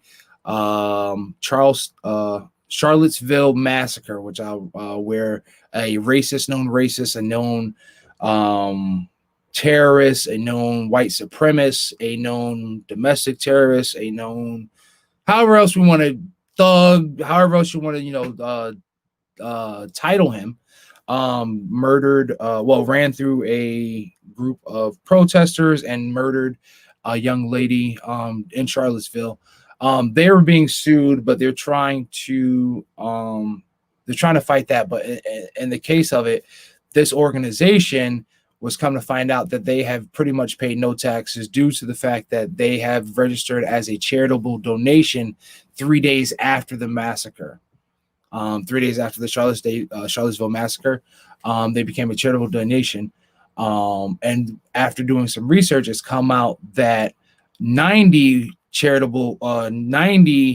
of these organizations have deemed themselves charitable donations, which is letting them have the tax exemption. So of course these guys are getting donations from people and not having to pay any taxes on it because they're claiming to be a charitable organization and just like a church. They do the same deeds as a church. And even though I don't believe in churches, I don't see churches doing the same. Well, the majority of churches doing the same deeds as these different kind of hate, but same basic principles or lack thereof. Exactly. So, it's good to know that, the government is allowing this. And what's crazy is, right, so according to the 2019 numbers, 100,000 applications were filed by organizations seeking tax exemption. Guess how many were rejected out of the 100,000? I'm going to say not many. 66. Wait, 66 out of 100,000 in a year. Wow. In 1 year. Wow. So that starts to let you believe that there's something wrong with the system. Yeah. That what the? Imagine how bad you had to be one of the 66 that was denied. That's like going to the SAT. Wrong? Didn't put your name on the test. Literally, didn't put your name on the test. That's literally what you had to do. Less than 1%. Less than 1% were denied. That's crazy. So it's just like you sit there and you think, like, what the fuck is wrong?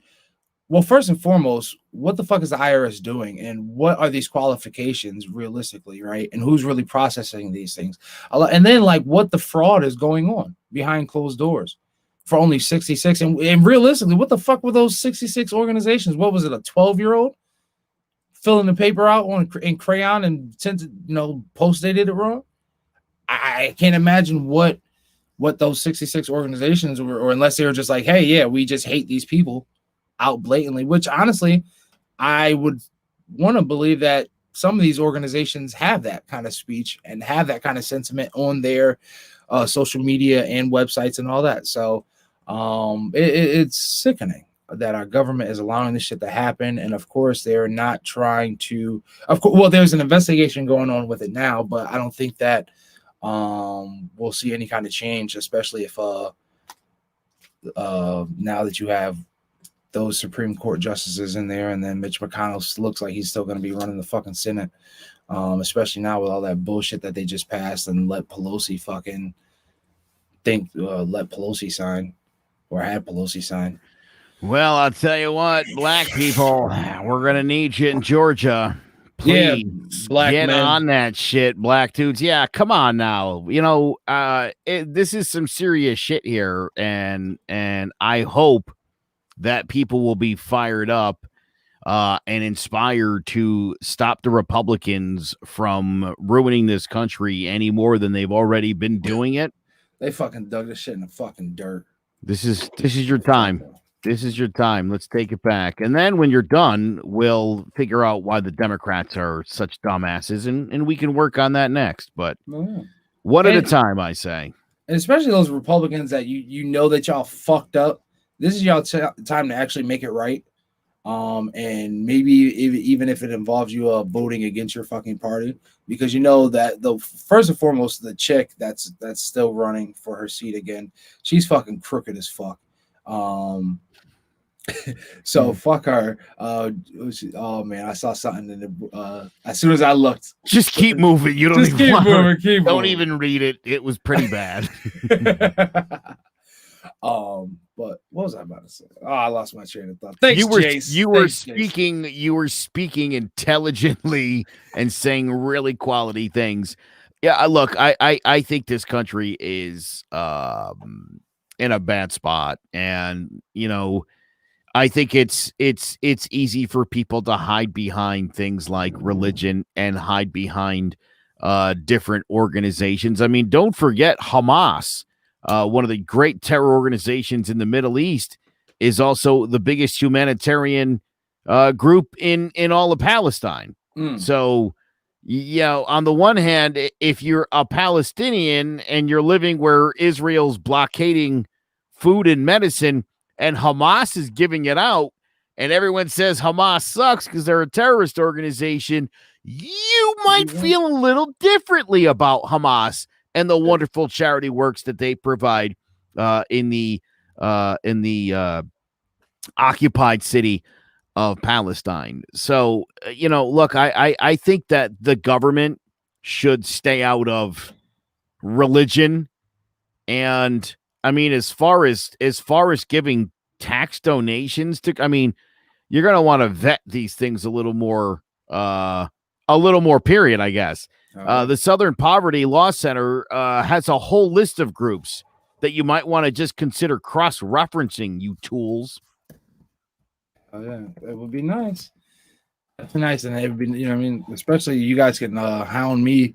They hounded me, fucking IRS hounded me for like $23 one year. And I was like, oh, you can hound me for $23, but you can let Proud Boys. Proud Boys are part of that as well. Can you imagine that you could donate money to a hate group, like a white supremacist group, and get a receipt that you would then give to your accountant? And of course, if you had any balls and you don't, your accountant would be black. and they don't. Of course not. Your accountant's the whitest fucking dude you know, because you don't have the fucking balls to show him that shit. That's what I'm talking about. Pussies. If you're gonna do it, do it. Be proud. But you don't. You chicken shit. What if you're confused? What if you want to be like black, but like you hate like color, but you're still racist? You look confused. Wait, I got a video. If you're black, no. What if you want to be black? Like, you're for the culture. You look like you dress for the culture. You're down with the culture, but you just hate color. You want to see what I'm talking about? Yeah. I call them thugnificent. Well, I'll address it as I think it's a he. I think they address themselves. I don't know. Fuck it. Play the video. Thugnificent. Right. Here we see go. What I'm talking about. What did you say? I said go back to Mexico and get the fuck out of my country. Okay. Just because my son was looking at you, please. Look at him with a Tupac shirt on. You just pushed me. Good. Because my son looked at you, you're gonna tell me to go back to Mexico. He's staring at me. So how did that hurt you? That's fucking. You can talk manners, to me. You fucking hoe bag bitch. That's fine. Baggy pants and everything, dyking it up. Not to be like that. That's what I'm gonna do. But you want to be a fucking racist? It's fine. Tell people to go back to their fucking. You hoe bag bitch. But meanwhile, you got all eyes on me Tupac shirt on, fucking busting the sag more than me in 2005. Cat like that. It's fine. The mom just keeps saying my son that. Looked at him, she got mad. So I love how she was like, yeah, because my son was looking at him. I'm just gonna teach him not to be like that and to stand up for himself. No, it's okay. Don't worry. Thank you. It's fine. It's fine. Very rude. Yeah. Don't worry about people like that, okay, baby? She keeps just saying, you know, she's gonna teach her son to fucking behave. The lady doesn't come back then? Is that what you're telling me? No. Yeah, lady don't come back. I just thought it was afraid funny. That psycho was gonna come back. Again, I don't understand. Again, how anybody could find the gumption to walk up to a stranger of another race or religion, and I don't get it. And listen, I could be a dick. Mm-hmm. I'm not the nicest person in the world all the time. For some reason, those things don't even occur to me. I've never seen a Mexican working a landscaping job and thought, I'm going to go and I'm going to demand his papers.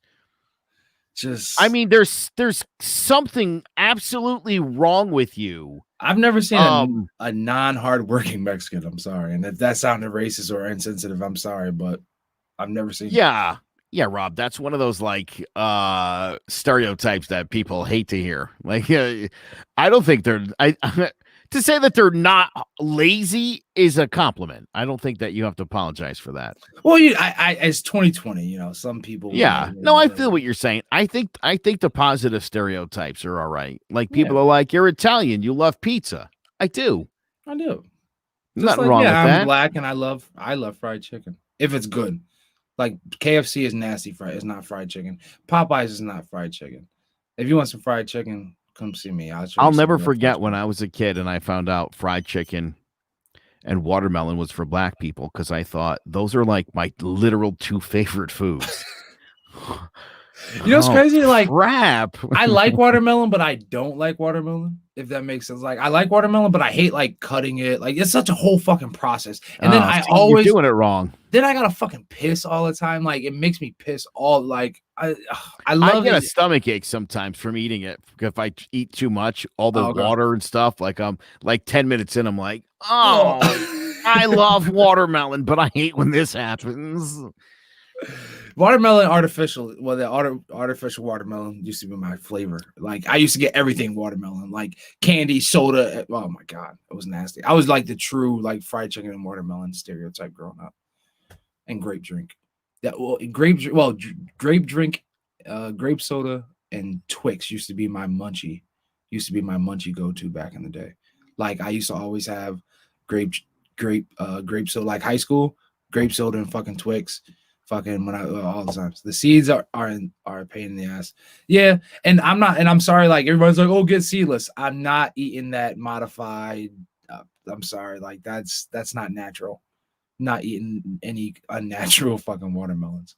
I like to take my watermelon, I chop it in half, and then I chop it the long way, and then I cut chunky sections out, and then within each chunky section, I put them in a container, and then I chop them into smaller parts. See, one of my friends had like a cool ass tool, and it like you literally just, and it was sharp as shit, and they like cut it up in like nice little like long like cubes, and you just chop up the little fucking cubes. That was pretty cool.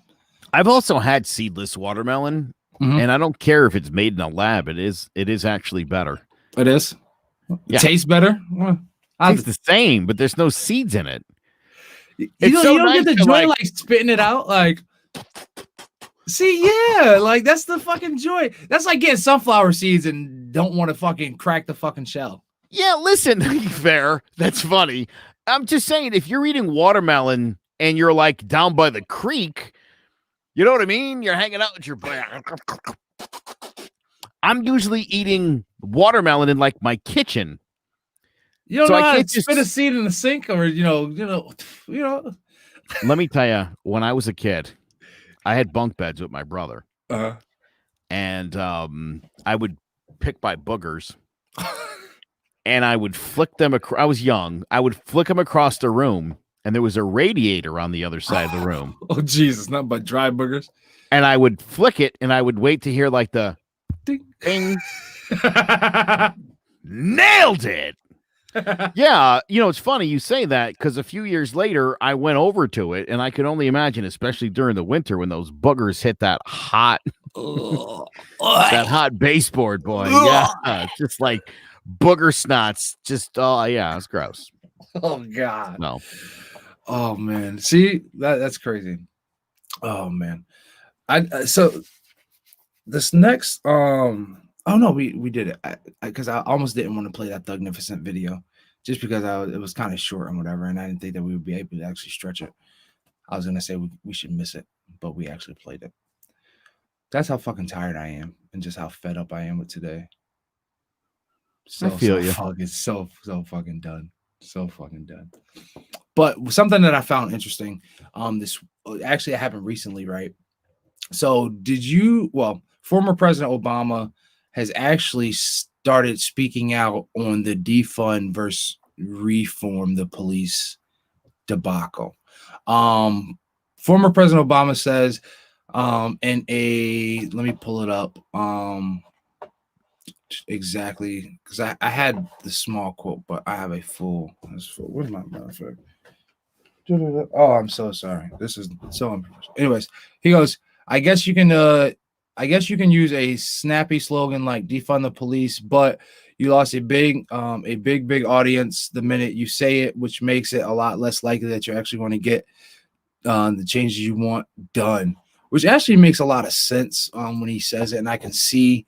I think we've had this conversation a little bit. How when you say things like that with a word like that and you use it, as a chant, and like, whoa, that was out of left field. Was it the boogers or the watermelon? I was about to say, yeah, like that. I think it was the boogers. I'm not even gonna hold you. I think it was the boogers. Oh my God! What an attack! What an attack! Yikes! Rough crowd tonight. Jeez, they're on one today. Jesus. Not for nothing. I've been saying from day one that I think where the Democrats typically fail is on their messaging. And this to me was one of the biggest fucking debacles of 2020 in a year full of them. This is the stupidest thing I ever heard in my life. To say defund the police certainly does sound like they don't want police officers, which of course nobody's saying that. Nobody means that. That's not what it is. But then why the fuck say it? Why say that? All you're doing is giving fuel to those idiots who already are struggling with basic comprehension. Exactly. And now you're asking them to read something that you wrote and you're like, but I don't mean it. It's a little deeper than that. If Trump said it, they would fucking understand. You say it and they're like, oh, no, you guys will take it your word. Defund means you want no cops. Get it. All right, you're out. And that's the thing. When you have to explain it more than 400,000 times or 400 times to somebody, then yes, that means that they're really not. Well, one, you're not grasping it enough to be able to explain it in a better way or a different way that they had to take you that many times. But then, yes, they're not going to gain the concept. I'm a firm believer. I understand defund the police. I'm not too airheaded to grab a simple concept, even though I hear a lot of things. Just like we hear. Same way I kind of correlate defund the police to MAGA, right? They say MAGA and they have this whole fucking depiction of what MAGA is supposed to be. And then we look at it and we're like, yeah, that's some racist shit. Where they see defund the police, we have this idea of what it's supposed to be, and all they see is take away fucking cops, right? But this goes into the whole theory or whole idea of maybe people actually coming together and sitting there saying, okay, cool, let's work together and say, let's drop the defund and maybe, hey, use reform or use something outside of that, something that makes people nervous. And I think that's another thing that, especially these scary white people, they fucking hear defund the police and they think that, oh my God, they're going to take our police away in the city, the suburbs are going to go fucking up in flames. There's actually a video that actually goes that I want to play first. Before I show a comparison, I have a comparison between NYC and what defunding and what kind of defunding would look like. Comparison first NYC and actually Zurich. Am I saying that right? Zurich, Switzerland.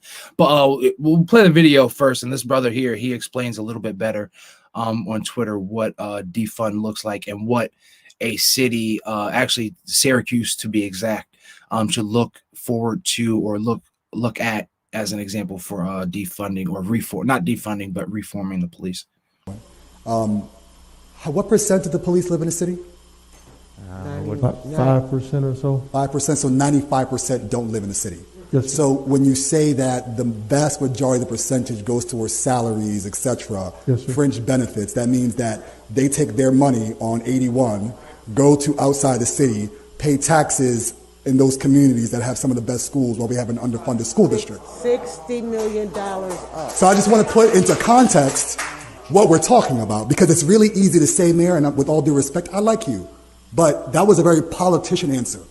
I'm sorry, what specifically? We will consider and we will look. What we're saying is we're not interested in considering and looking. What we're saying is actually there's 50 million, commit to 20 million cut. Right. Because we're sending money as the mayor of Syracuse. When you don't have a tax base, you're sending money out of Syracuse, and not just for 30 years, for the rest of their life, because their pensions, their health insurance, their families. So we are funding for other people's communities to have the promise of the American dream while we are denying it in our community. That's the context that you as the mayor have to look at this under. So when we talk about renegotiating union contract, what we're saying is you can't play around with maybe y'all gotta go because you don't provide a service that is beneficial to the community, that is meaningful to the community. The services that you provide criminalize our community, impoverish our community, reallocate resources to suburbs. We are actually funding the suburbs, both in our police departments and in our schools. And to be clear, it's not just the fact of the percentage of people. We're also funding what race of people on the police force. The percentage of race of teachers as well, superintendent, board president. So we want to put in context because it's not just a class issue, it's a race issue. We're telling black and brown people and poor people, you don't matter. The devil's in the data and in the details. Mayor, respectfully, it is not acceptable for us to be here considering. Valid points, valid points, and great. kind of that was amazing. When I saw that, I said, "Man, I couldn't explain this shit better myself." I love when he breaks down. First and foremost, he breaks down how giving these officers if that 5% of the police force live inside the city. That's a major effect. I know a lot of people are going to sit there and say, "Oh, well, you have the freedom to live wherever you want to," but how can you police a city, an area that you don't live in, that you're not familiar with, that you are not a part of? And then, so now you take your salary and you go to, you go to the suburbs. Guess what? Your gas money there, your grocery money spending there. Yeah, you might go, you know what I'm saying? Like, that's where all your money, your tax money, like you said, your tax dollars are going there because your property taxes, all those taxes are going to a whole nother city. Meanwhile, you have a whole city over here fucking starving. You know what I'm saying? Or the urban area fucking starving. I believe that if you're a cop, I love how a lot of cities, they do throw incentives out there for you to live inside your town. And I think, like, honestly, I think most of them, especially like the city police departments, because I know like New Britain and Hartford, when I kind of looked into them when I got out the military, they were like, yeah, we're going to incentivize you to live in your city. Which is, I mean, if you got skin in the game, yeah. He you know what I mean, even then, and then when he was bringing down, but when he was talking about, excuse me, fuck, I lost my train of thought. What did he exactly say? Take it, Joe. Well, listen, while you're thinking about it, look, I'll say this. I think if you're a police officer and you live in this city where you're working, you have a little more of a vested interest and you're less likely to go into a minority neighborhood and crack people over that skull. Because there's no you don't live there. You're not going to run into them at the bodega later today. You're not going to get gas there and they're not going to see you there. Mm-hmm. Your kids don't go to those schools. Exactly. And then, that's what it was. The race thing, how, and anybody that just, wanted to be like, oh, when he brought up that they're promote or they're supplying a certain race or, outside, a suburban race. When you look at it, yeah. So I bet you part of that 5%, out of that 5%, probably 90% of that 5% are probably African-American or people of color that were probably from there that decided to be officers to better themselves, and still have ties to that city. And if you look at it outside, it's probably probably 90% of that 90% of that 95% probably are white Caucasians that are too scared to stay. That's another thing. How can you be too scared of your own city, especially if you're a cop? Well, if you don't have pride in the city, how are you serving and protecting it? There you go. That's a very valid question. So, I mean, I'm glad that once again, I'm glad I saw that video that man made. The brother brought up very, very, very. Oh, that dude's running for something, man. That guy knew his stuff. I know. I wanted to see exactly what his board said. The little pie chart. Yeah, the chart ready. The devil's in the details. Like, ooh, yeah, they are. And he was like, Mr. Mayor, I like you, but yeah, you got to come here and actually do something and be public servants. Actually do a fucking public service to us. That reminded me a great deal of, like I said earlier, the resolution we had in town where, the people were like, look, we like you guys. And, we want to, this seems like a slam dunk for everybody. We just, as a town, both sides, we all condemn racism. And the Republicans were like, we could ask the racists first if it's cool. If the racists say it's cool, we'll have another meeting. We could talk more about it. And if they're a real racist, and if they're a real true racist, they wouldn't have an issue with it. But yeah, go ahead. Because trust me, the one time I ran into some real racists, yeah, they were about that, and they wanted you to know that they were racist. They wanted you to know. They had no chance. Yeah, Connecticut racists aren't true racists. I've said it before. Again, I don't condone racism or violence, but if you're going to be racist, you should be outwardly be a racist. racist. Everybody should know that's what you are and what you stand for. I respect a true racist.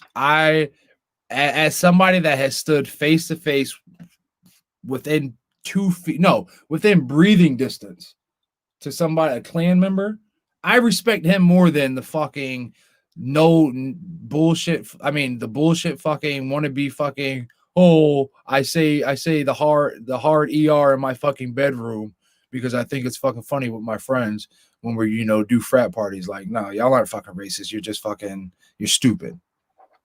You know what I'm saying? And honestly, I've sat down with real racists, and guess what? When you sit down with a real racist, you realize that they're just fucking ignorant, or or they just had a certain run-in with certain people, or they're just followers. Sat down, had beers with a racist, and he'd be like, you know what? I hate niggers, but I like you. Oh, so I'm not? No, you're not. You're just black. Okay. Coming from a real racist. When I say that, the person that took time to get fucking lightning bolts, thunderbolts, and fucking swastikas and eagles and shit all on their fucking body. So yeah. And so that's where we're going. I wanted to. There was 2 pictures I wanted to see if we can bring up. Can you bring up both at the same time, or do we have to go one by one? I should have thought about that. So total spending for NYC 2014, 2019. As you guys can see up here, in the billions, NYPD and corrections, Department of Corrections got 7.8 billion. NYPD got 33.3 billion. Department of Health 9.9, homeless services 9.9, housing preservation. Wow, that's crazy that HUD would, or housing and development would get only 6.8 in New York City, and youth community development. So and then work. Wow, was that only 4 million? Is that 4 million for workforce investment? Yeah. So you're telling me they've got more than all of them put together. NYPD and corrections. Do we not see where there's an issue with that? NYPD gets more money than youth and community development, housing, and just those 2 alone right there. So imagine if you just trimmed maybe 8 billion, 10 billion, left them with 23 billion, how that would that could help. Shit, you divide 10 billion by 5, give them an extra 2 billion. Like, wow, DLC gets, like, they're really putting that, and that just shows like they're really putting a precedence on certain things. Like, they value somebody, there's more value in somebody's engagement. That's not it. Not engagement. There's more value in somebody's engagement into them being incarceration. There we go. There's more value in somebody's incarceration than their health, their well-being, the children, and their job and the economy. That's crazy.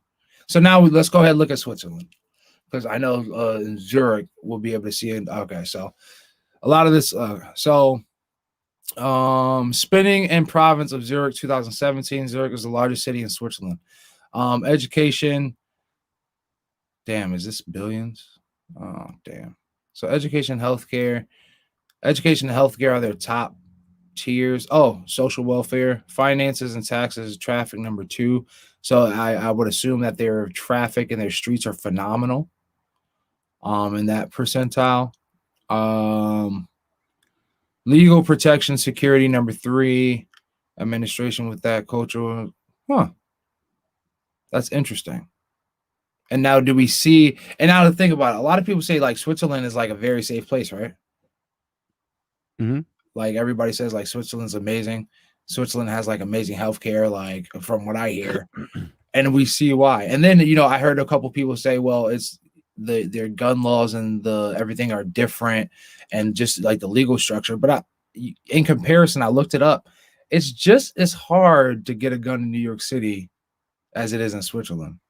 They have the same slums and ghettos. Yeah, everybody does. Listen, when you have education and healthcare, and social services, you just have a better society of better human beings that live in it because they're healthier and they're educated.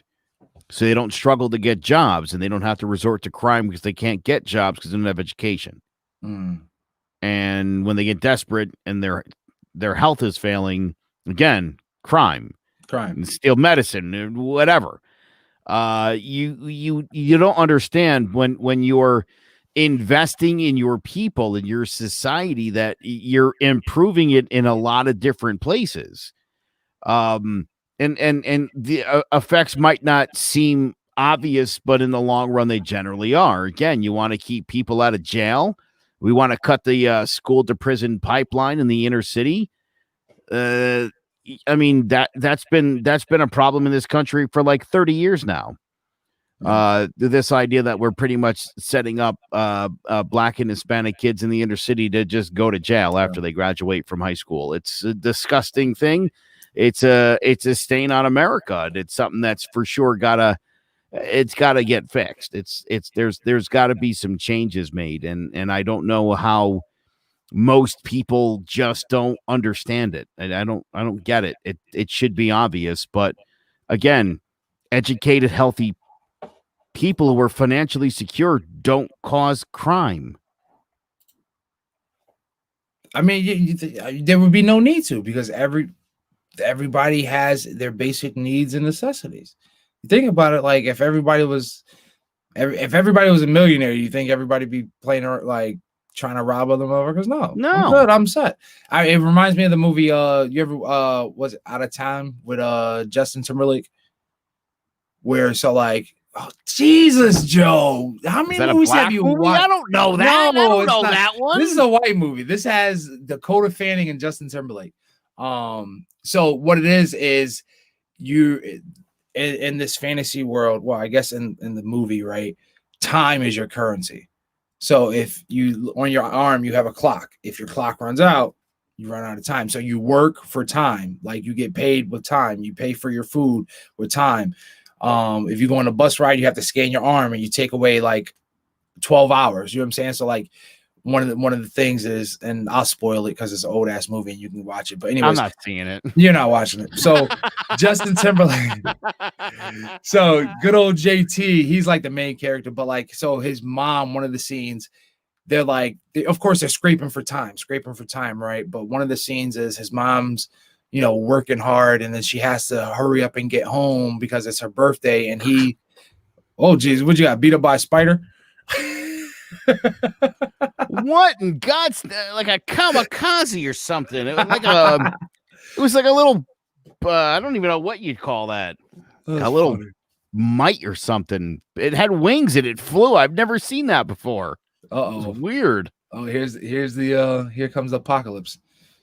But anyway, so you do the so anyway, she runs out of time and she dies. Of course, you run out of time, you die. So in the movie, Justin Timberlake, somebody gives him like 1,000,000 years time, or like mad time. So now he's able to go to the suburbs, the outlinks, where everybody, instead of moving fast and trying to hurry up and do everything because they only have a little bit of time, everybody's moving slow. Everybody's fucking taking their time. Everybody, you know what I mean? Everybody's relaxed. Everybody's chilling. And how do we get onto that? Oh yeah. So like, if back to the sense of if you're with the haves and you're not part of the have-nots, if you actually have all that shit, you don't need to have to go and fucking scramble around. You don't have to go and worry about, robbing somebody or stealing or fucking committing crimes and shit like that. So that's why I was getting on the time, because it kind of gives that same kind of correlation as if, and it breaks down. And then like he ends up stealing all the time and gives it to like the poor people. So you start seeing them walking slow and all. Yeah. I would say check it out, Joe, but you're not. So listeners, check it out. Quali said he likes the movie. So that's all that matters. I wonder if oh shit. I wonder if Trump will be able to watch that movie when he goes to jail. Or I wonder what kind of movies they have in jail. Like, why isn't there like a president? He's, you know what? He's on the president to prison pipeline. Yeah, he is. This guy's, if he lives long enough, if he survives 3 years out of office, I guarantee he'll be in prison. Yeah. I'm double downing. He's not Did you see where Rudy Giuliani is asking for like a postpartum? Oh yeah. Just pardon me now. So he's trying, yeah. So Trump's trying to pardon Giuliani, I think somebody else, and his 3 eldest children. So you're like, hey, I need to save us because we already fucked up. We already know. Like, you already know you're going down. Like, what an admission. And I think that's already, I think just from them doing that alone has already stirred up a couple investigations, if I'm not mistaken. And as well as I think it's all stirring from the state of New York is already like, they have already announced it. January 21, we're coming at him. So like, I once again, I'm doubling down. He will not be he will not be in the United States come January 2020. I mean, January 22nd, 2021. He will not be in the United States.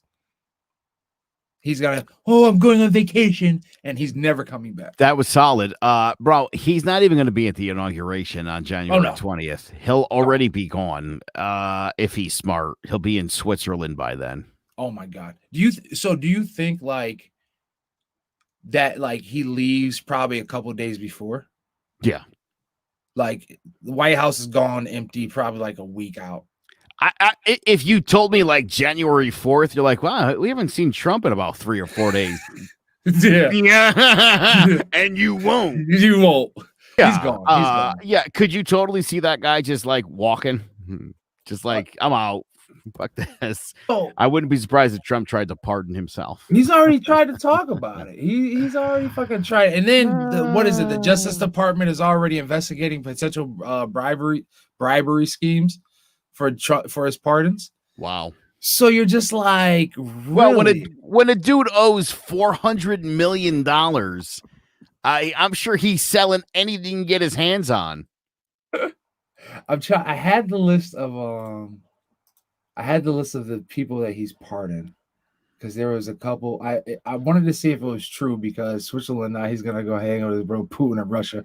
Hell no. He's always wanted to build a Trump Tower in Moscow. This could be the perfect opportunity late in life. That shit has bucket list. But now you think about it though, really. So there has to be a want or somebody to actually stay there. Does Russia really love Trump like that? Like does because honestly, somebody would have to want to go there. Like, I have to assume that piss tape must be legendary in Russia. Yeah, it must. They're like, oh, you can come live here, Donald. You will like it. We love your work. That movie you're in with the little kid. Not Home Alone 2. The piss video. The one where Robert Kelly, R. Kelly directed. Here we go. I got the list. All right. You ready to hear some people that he's pardoned? I have the whole list. We have Susan B. Anthony, United States. Let's see here. Yep, that's right. Let's see here. Curtis McDonald, John Bolin, Charles Tanner, conspiracy. Oh, that's the guy who had 30 years in prison for conspiracy to possess cocaine. Damn, he's letting all the conspiracy to possess cocaine people out. Monty laundering, that was Curtis McDonald. Life imprisonment. Wow. 5 years of supervised release. Wire fraud money, that was Rochelle Reed. Oh, that was the black lady that they tried to hype up. Roger Stone, there we go. That was recent. Who's the other one? Lenora Logan, Charles Tanner. Yeah, he just did Michael Flynn, the general. Oh yeah, Flynn.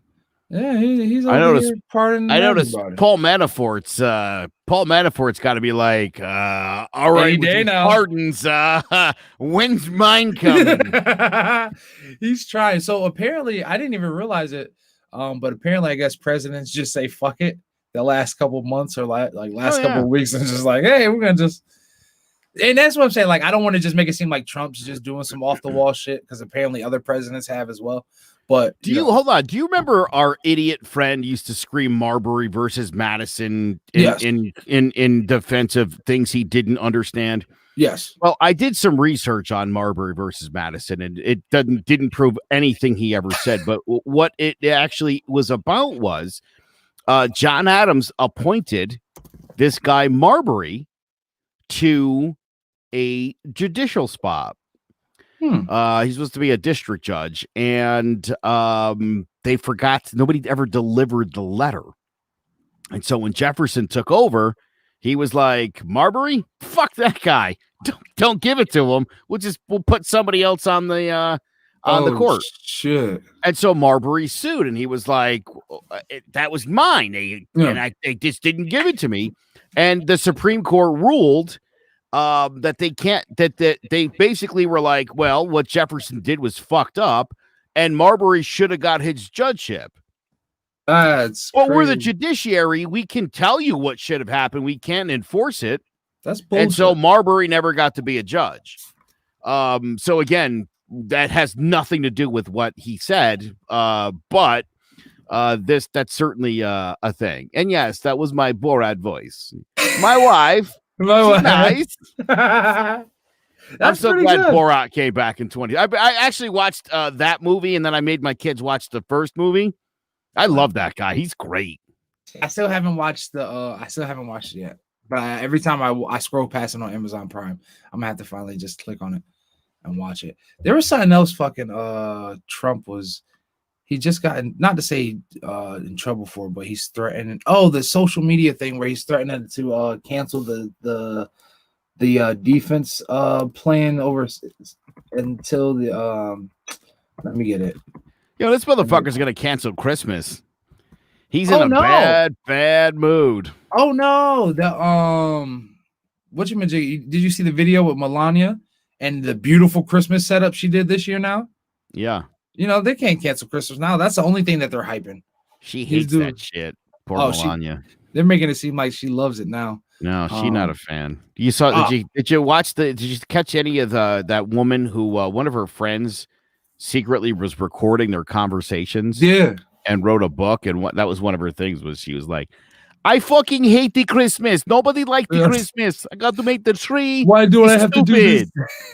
And now look at her now doing all these fucking Christmas videos. You know, having heard her say the words, you're looking at it and you're like, bitch, come on, really? I mean, you know what Melania should have done? I would have had a fucking black tree.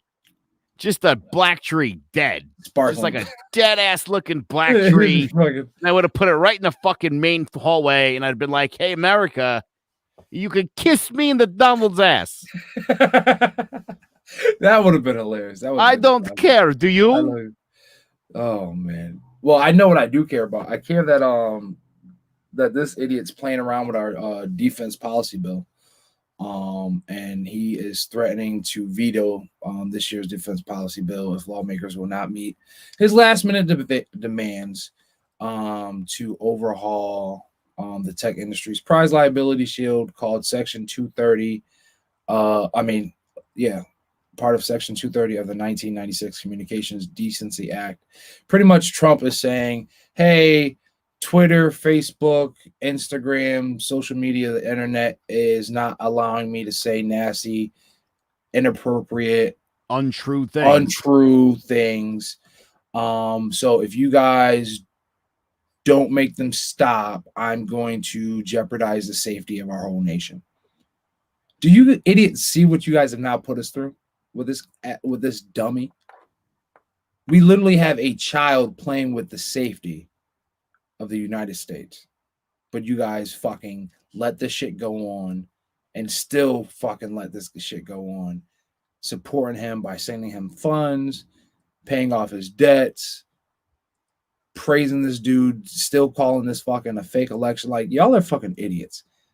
I like when whatever happens to this nation again, because something's gonna happen, I'm just gonna look to my right and my left of all you dumb conservative fucks and say, look what the fuck you did. That's it.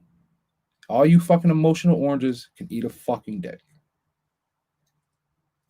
Now, I did notice something that I did skip over unintentionally. I did want to talk about our good old boy Biden, and throw some jokes his way, because apparently President-elect Biden has caught a boo-boo playing with his dog. Have you seen pictures of his fucking dog? No. This I know this. I actually I forgot that even happened. Yeah.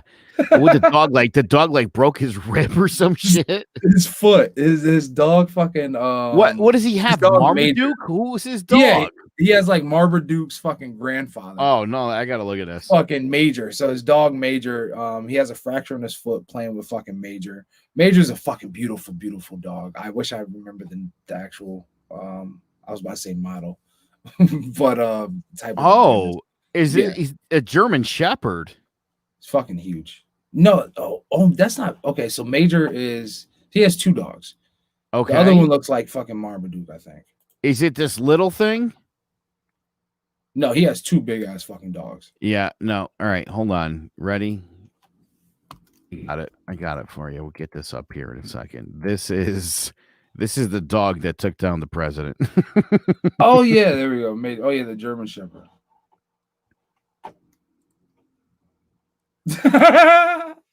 He looks like a Secret Service. Oh, duh. He's a fucking German Shepherd. He looks like a badass though. He looks like a badass. So that dog took him out. Is that Totally about? He's That's in a what boot happened. now. He's in a boot. I saw a video. Biden was getting out the boot, getting out the truck, and he was showing off his boot. I swear to God, I'll be so pissed if Biden Broken dies. Broken Biden. I told y'all we were gonna give him just as much as shit as we give Trumpito. But just as much as I'm gonna give him shit, though, I will say, and this is the last thing for the night. Congratulations to Joe Biden and his amazing. I love his communications crew. He has an all women communications crew. So let me get all their titles actually. I think it's like pretty much like McAfee. Saw where that upset some people. The all female communications team. I love it because have they ever once again? I don't think anybody has if you guys have ever been around a woman leader, I'm not mad at it. I don't see why anybody else could be mad at it. They take control. They know what the fuck they're doing. Every woman that I know that's a major marketer or in communications, they're fucking badass. Fucking badass. And looking at it, because I know let's see. Paskai or Jennifer Paskey. She's gonna be Joe Biden's White House press secretary. Who's the other one? I was trying to cheat. Hopefully they would have just gave me a list, but they didn't right here. And he has some. Oh, there we go. Simone Sanders, VP, Senior Advisor, Chief, whatever that is. Elizabeth Alexander, Communications Director for the First Lady. Ashley Etienne, Communications Director for the Vice President. Corinne Jean Pierre, Principal Department Press Secretary. There we go. Kate Benningfield, White House Communications Director. What was my other sister at? And Pilly. I hope I'm not slaughtering her name, but Pillai Tobin, Department of White House Communications Department. So, shout out to all those 5 women, or it looks like I can't count. Jesus, 7 women. So, shout out to them and shout out to Joe Biden. I am pretty sure Kamala Harris had a lot to do with that. Shout out to Major. That's the other dog. So Major and Champ are the 2 dogs, which sounds about right. They're like, Biden, what do you want to name your dog? Let's name this one Champ. How about you, Major? I like that. Those seem like Joe Biden animal names. Champ and Major. I love it. Oh man. Well, this has been a major, amazing show. I had to say the least. Oh fuck, in rotation. So for in rotation this week, I have a whole album, the Word of Mouth album by Ludacris. I definitely meant to put a picture up, but oh well. I felt like I put this up before because I love this album so much, but I felt like this album, I want to say I was at middle school or high school. I had to be like maybe a freshman in high school when this album came out. And like this had Rollout. What was that the Get Out My Biz? No, that's it. Let me pull this shit up again. Rollout. Twin Glock 40s. Anyways, had a bunch of albums on it. Go to Sleep, Coming to America, Rollout. But anyways, the reason why I chose this was because of Rollout.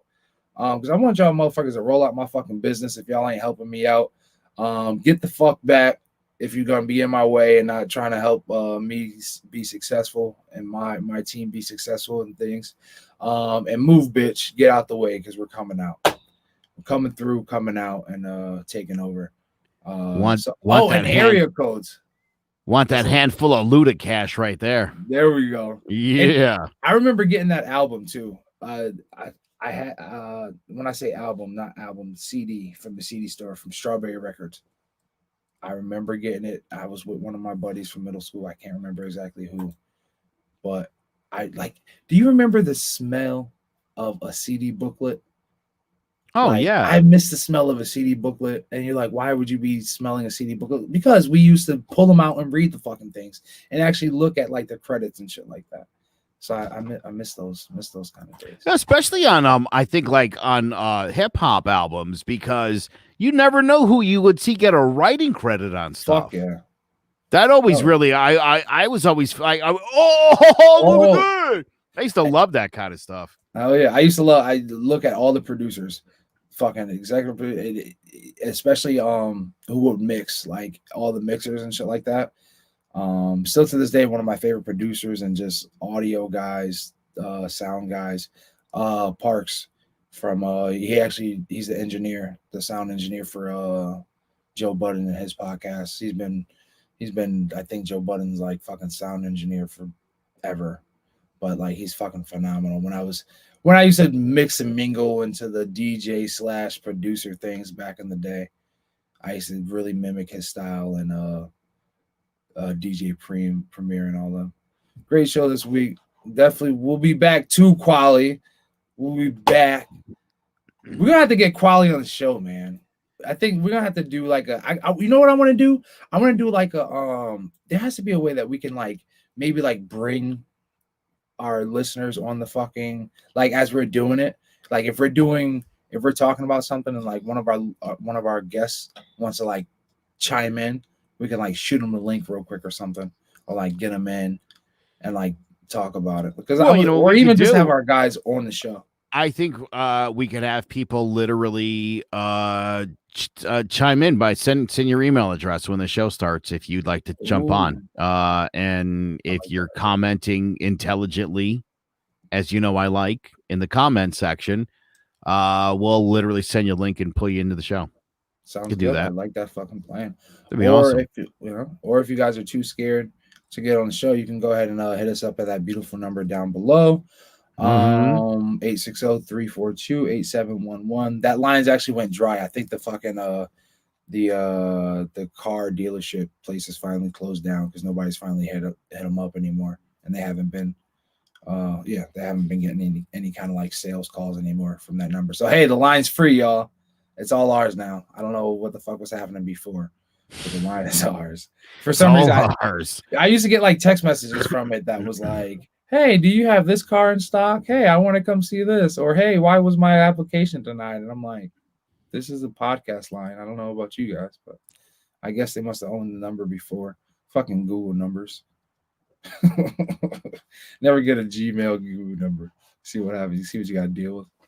I get it. Man. But hey, anyways, if you guys, that's what they said. They said a couple people that have been helping me with my marketing. They said I should make sure I say, hey, this podcast is solely All of our what was the wording?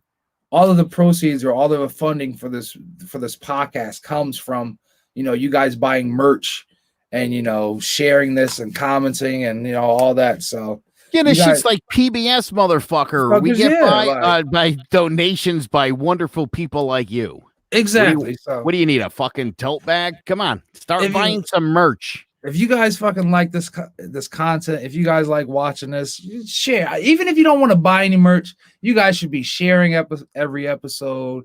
It doesn't take nothing but to share, pass it on, tell a friend. But also buy some merch. But definitely buy a merch. I'm giving you 15% off. And or motherfucker, just send some cash. Send some cash.